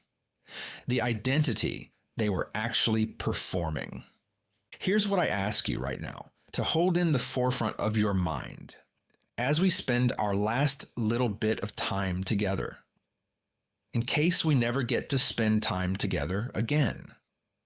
What if, this incredible study from 1979 held way more than just about aging? What if the story you're currently inhabiting about who you are, what you're worth, what you're capable of, is doing the same thing to your magic that the old man story was doing to their bodies? We talked about building a zone, right? You understand the 3 layers. You understand the boundary surface, the encoding. But the zone manifests whatever you encode. Coherent architecture, faithful projection, garbage in, garbage out. The question isn't just whether your zone is working, okay? It's what story you're asking it to manifest. The story you're running, the one that says you're replaceable, the one that says you're fighting a losing battle, the one that says your path was messy and wrong. What if that story was never yours? What if it was written by systems that need you small, exhausted, and compliant? What if reclaiming that story isn't self-help? What if it's the one revolution they have no defense against? Let me show you what the research says. Then I'll show you whose story you've been living. Dr. Langer's study isn't an anomaly. It's a data point in a much larger pattern. Dan McAdams, Northwestern psychologist, 40 years studying how people construct identity. His finding further supports what we're discussing, which is what? You are the stories you tell about your life, not metaphorically, structurally. The narrative organizes everything: how you perceive opportunity, how you respond to threat, what possibilities you can even see. McAdams studied people with nearly identical experiences, same trauma, same challenges, same objective circumstances. Some told what he calls contamination narratives. This thing happened, and it ruined me. I was broken. I never recovered. Others told redemption narratives. This thing happened. It was terrible, and it forged capacities I couldn't have developed any other way. Same events, same objective history, measurably different life outcomes. The contamination group had higher rates of depression, illness, shorter lifespans. The redemption group was more resilient, more creative, lived longer, recovered faster from setbacks. The story mattered more than the events, but McAdams went further. When researchers helped people shift their narrative from contamination to redemption, their nervous systems literally reorganized, not over years, over weeks. Stress hormone patterns changed, immune function improved, the body restructured itself to match the new story. Same history, different narrative, different physiology. The story isn't just psychology. It's the operating code for your nervous system. Now, I know the word redemption carries religious baggage. I get that. These are McAdams' terms, not mine. And he's not talking about sin or salvation or any of that. He's talking about a narrative arc. A contamination narrative goes, something good existed. Then something bad happened. Now it's ruined. The arrow points down. The story ends in loss. A redemption narrative goes, something difficult happened. It was genuinely hard, and it became the raw material for something I couldn't have built any other way. The arrow points through. The suffering isn't erased, it's metabolized. Also, please, let me be clear on something really important about all of this, because there is a vital nuance here. This isn't about slapping a positive spin on trauma. It's not everything happens for a reason bumper sticker spirituality. I know a lot of you from past classes. We've spent weeks together with Amaya and I working with you through various classes you've taken. I know what some of you have been through. We've cried together and laughed together. I would never disrespect your pain with sugar-coated spirituality. Our past students already know this, but I want to be very clear about what I'm saying here. Again, this isn't about slapping a positive spin on trauma. It's about whether your story has a working digestive system. Can it take what happened and turn it into fuel? Or does the hard thing just sit there, inert, poisoning everything downstream? That's the structural difference McAdams found. Not optimism versus pessimism. Not denial versus acceptance. Metabolism versus stagnation.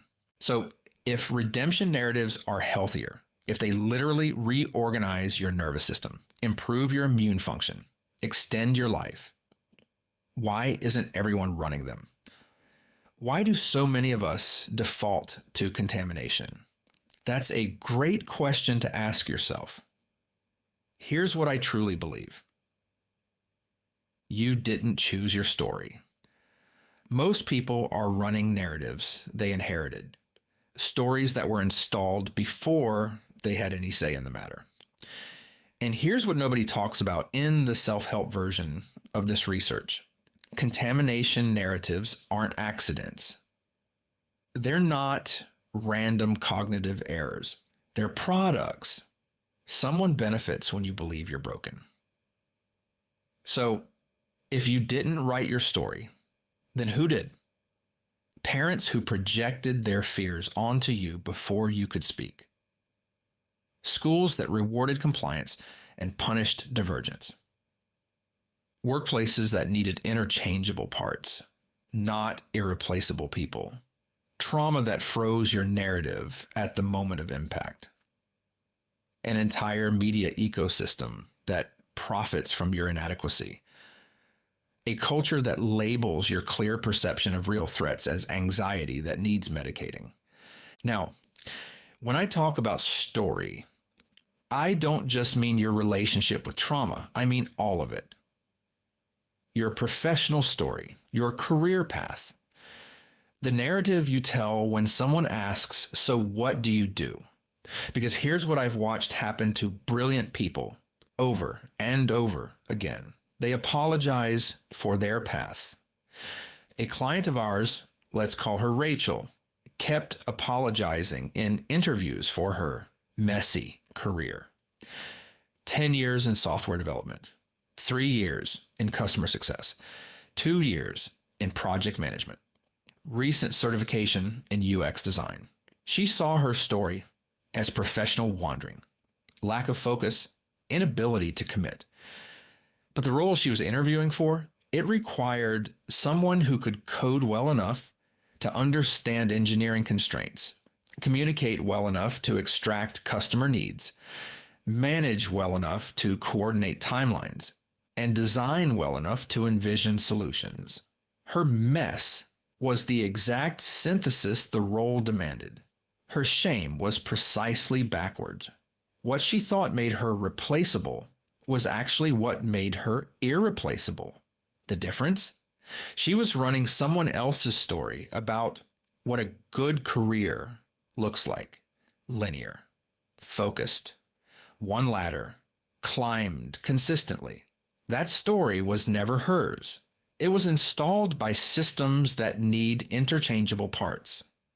And somewhere along the way, you started running it like it was yours. We all did.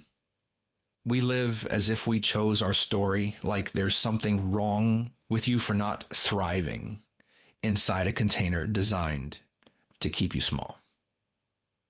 And here's the part that should make you furious and strategic. Every time you apologize for your non-linear path, the system wins.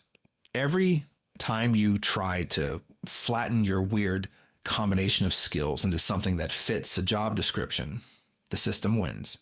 Every time you compete on years of experience or certifications held, you're playing on a field where you will always eventually lose because skills are replicable. They can be taught, automated, outsourced, replaced by someone younger, cheaper, or let's name the thing in the room, by AI that doesn't sleep. You cannot win the skills game long term. The game is rigged. But essence, the specific consciousness that emerged from your unrepeatable path, that cannot be replicated, that cannot be automated, that cannot be separated from you. AI can approximate what you do. It cannot replicate who you are. The synthesis that emerged from your specific sequence of wounds, survivals, obsessions, detours, and choices, that's yours, only yours, which means in a world increasingly flooded with replicable skills, your messy path isn't a liability. It's the only asset that appreciates.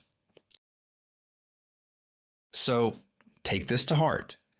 Every time you feel replaceable at work, the system wins. Every time you doubt your own magical ability because you're encoded as fighting a losing battle, the system wins. Every time your protection collapses because you don't believe you're worth protecting, the system wins. The contamination narrative isn't a personal flaw. I believe it's colonization. They colonized your internal territory. They wrote a story on your nervous system that serves their interests, not yours. And you've been running it like the rent is due. Now, I realize how this sounds. It sounds like I'm saying that you're a perpetual victim and nothing's your personal responsibility. I'm saying both things are true. The programming happened to you. You were a child. You didn't consent. The system is real, and it did this, and you're the only one who can rewrite it. No one's coming to liberate your internal territory. That's yours to reclaim. Those aren't contradictions. That's the full picture. So here's where it matters for everything we've been building. Remember the boundary surface, the encoding layer. Your body is the primary boundary of your zone. Your internal state is the encoding. Your experienced reality is the projection. The story you tell about yourself is that encoding. It's not separate from your magic. It's the substrate your magic has to move through. Your magic moves through your nervous system. Every ritual, every visualization, every act of will. If your nervous system is organized around a contamination narrative, I'm damaged, I'm replaceable, I'm fighting something I can't beat, I don't deserve protection, then your body is in defensive mode. Magic trying to manifest through a system that's bracing for impact. The charge leaks before it lands. Therefore, when your conscious intention, I am protected, I am powerful, I am manifesting this outcome, contradicts your narrative identity. I am vulnerable, I am replaceable, I am fighting a losing battle. You create destructive interference. The signals cancel each other out. Not because the ritual was wrong, not because you lack power, because you're trying to broadcast sovereignty through a story that says you're defeated. The zone is doing exactly what you encoded. It just can't tell the difference between the story you're consciously writing and the story you're unconsciously running. I realize that without nuance, this could be twisted to sound suspiciously like prosperity gospel with extra steps. Just think positive and reality magically changes. That's the same nonsense that tells poor people they just need better mindsets while ignoring systemic oppression. Remember, I grew up poor, and no amount of positive thinking saved me. This is the opposite. Prosperity gospel says deny reality, pretend the threats aren't real, manifest your way out of systemic oppression. I'm saying see reality clearly, including the reality that the story you're running was installed to serve someone else's interests. The threats are real. I'm not asking you to pretend otherwise. I'm asking you to stop letting the people who created those threats also write your identity. That's not bypassing. That's the opposite of bypassing. That's refusing to do half their work for them. Okay, let's talk about what some of you might be thinking right now. If I'm suggesting you reframe your story, you've got legitimate objections. Let me name them before you have to. First objection, the threats are real. You can't just story them away. My rights are being stripped. My job is precarious. The world is burning. Yes, I'm not asking you to unsee any of that. That clear perception is one of your gifts. Don't surrender it. But there are two things happening here. The external situation, which is real and which you see clearly, and the story you tell about who you are inside that situation, which is also real and which you have more control over than you think. The system is hostile. That's accurate perception. And I am defeated by it. That's the installed story. Both feel equally true. Only one of them is actually about you. The redemption frame isn't everything's fine. The threats aren't real. The redemption frame is the threats are real, and I am not what they say I am. I am not replaceable. I am not powerless. I am not small. That's not delusion. That's refusing to let the system define you. Second objection. But isn't this just creating delusions? If I tell myself a different story, I'm just lying to myself. This objection was the one I personally struggled with for years. This objection gave me fits, so I completely understand where this is coming from. So, are you just lying to yourself? Only if the news story isn't supported by evidence. Here's the distinction. Delusion says nothing bad happened, I'm fine, everything is perfect. Reframe says this happened, it was terrible, and I developed specific capacities because of it. Do you feel the difference? You cannot manufacture redemption narratives from nothing. But if you developed real capacities through what you survived, sharper perception of manipulation because you lived through gaslighting, radar for danger because your childhood required it, emotional depth because you've known real pain, clarity about your values because they were tested under fire, the ability to function in chaos because chaos was your normal. If any of that is true, and look me in the eye and tell me none of it is, then the contamination story is the incomplete one. You're not inventing redemption. You're completing the picture. Here's the test. A true redemption narrative makes you more able to acknowledge harm, not less.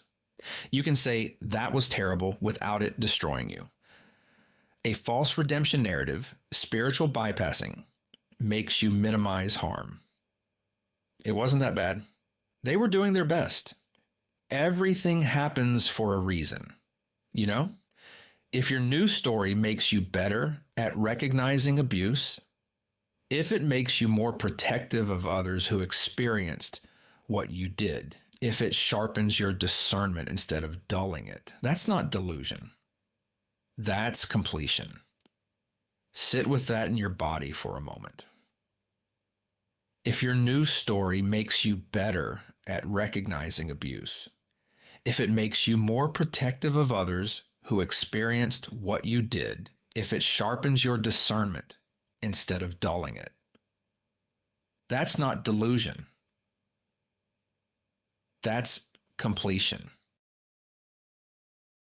Here's why this works magically, not just psychologically. The old story has 20 years of defensive charge. Every time you told it, you reinforced it. Every time you gathered evidence for it, you solidified it.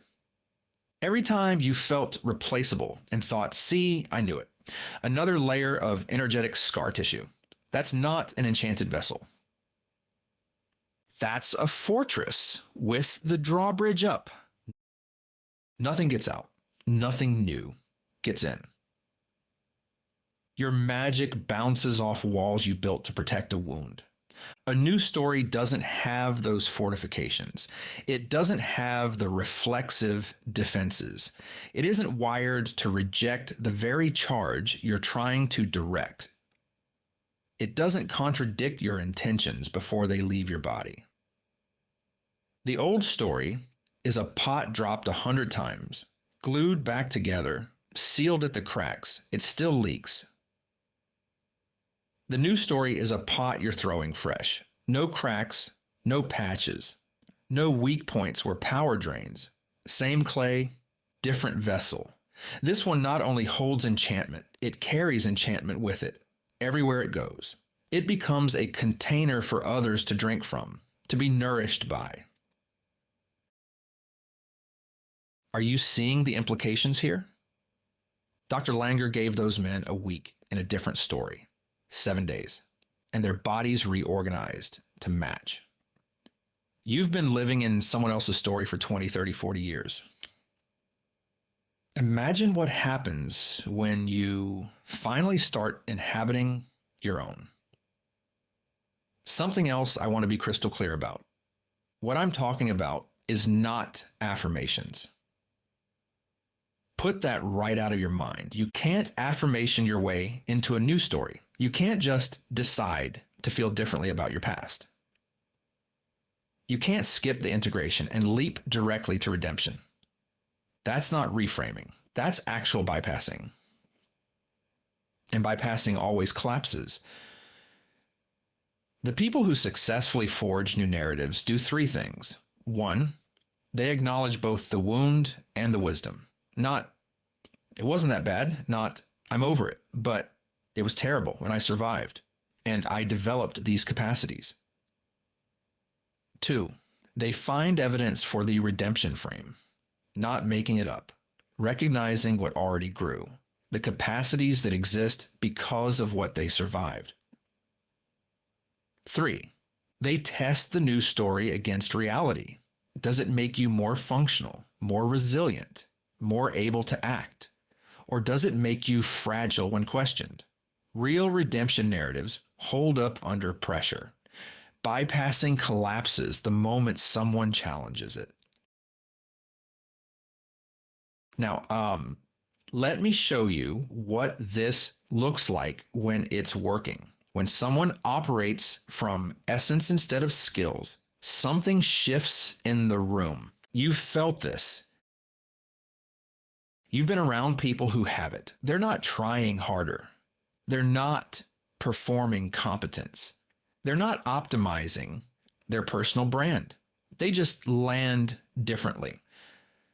Teams function better when they're present, not because of what they do, but because of what they are. Conversations go deeper. Problems that seemed stuck start moving. Opportunities appear that nobody saw coming. This isn't mystical. It's physics. A coherent signal, a pure frequency, organizes the field around it. Remember the tuning fork? Same principle. When you stop broadcasting the scattered signal of, I'm trying to prove I'm valuable, and start broadcasting the coherent signal of, this is what I actually am, reality responds differently. You stop being comparable. You become irreplaceable, not because you're better at the game, because you stopped playing the game entirely. I'm not going to teach you the full process here. That's deeper work, work that deserves its own space and time. But I'll give you where to start. One question: what did I develop? Because of what I survived, because of the strange turns my path took, because of the experiences that didn't fit the plan, that I could not have developed any other way. This includes the hard things, the trauma, yes. But it also includes the detours, the wasted years, the skills you picked up in jobs that didn't lead anywhere, the obsessions that didn't make career sense. All of it is material. Not what did I survive? Not what did it cost me? You already know those stories by heart. What did you develop? Write it down, multiple things. Be specific. Name the capacity, not the trauma that built it.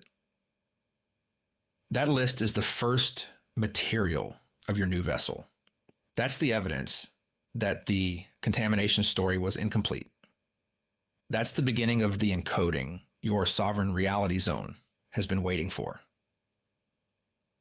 But here's the thing. If you have real capacities, if you developed actual wisdom, if there are abilities you have now that only exist because of what you went through, you're still running the story that says you're just damaged. That story is lying to you more than any redemption frame ever could. It's not protecting you.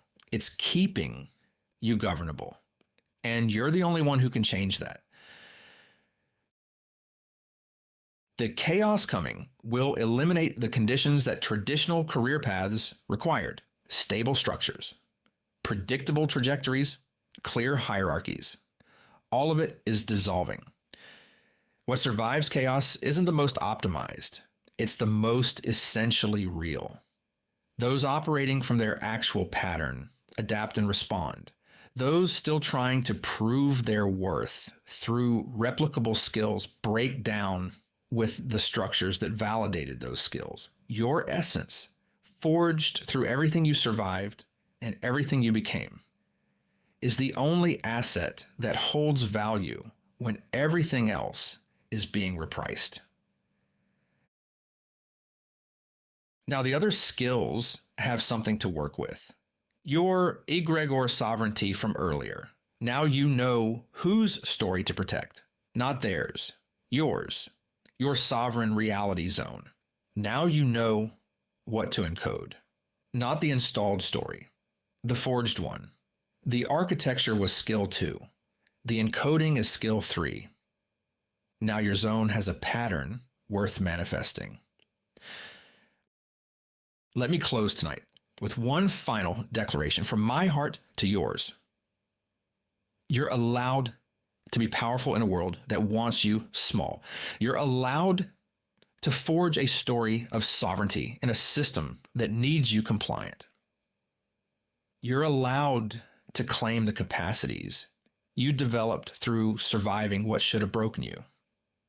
That's not delusion. That's not self-help. That's not bypassing reality. That's the one rebellion they can't legislate. The external world is hostile. I'm not going to pretend otherwise. Your rights are under attack. Your job is precarious. The future is uncertain. I know. You know, we all know. And inside all of that, there is one territory that remains yours. One place they cannot reach. One encoding only you can write. The zone is built. The encoding is waiting. The story is yours to forge.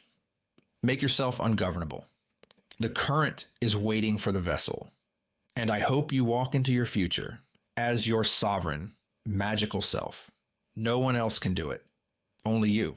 I'm so grateful we had this time together. If appropriate for you, I hope you join me for the deep dive integrations on these 3 magical skills. I would love to get to know you better. I hope your life is a place of magic and wonder and love. Good night.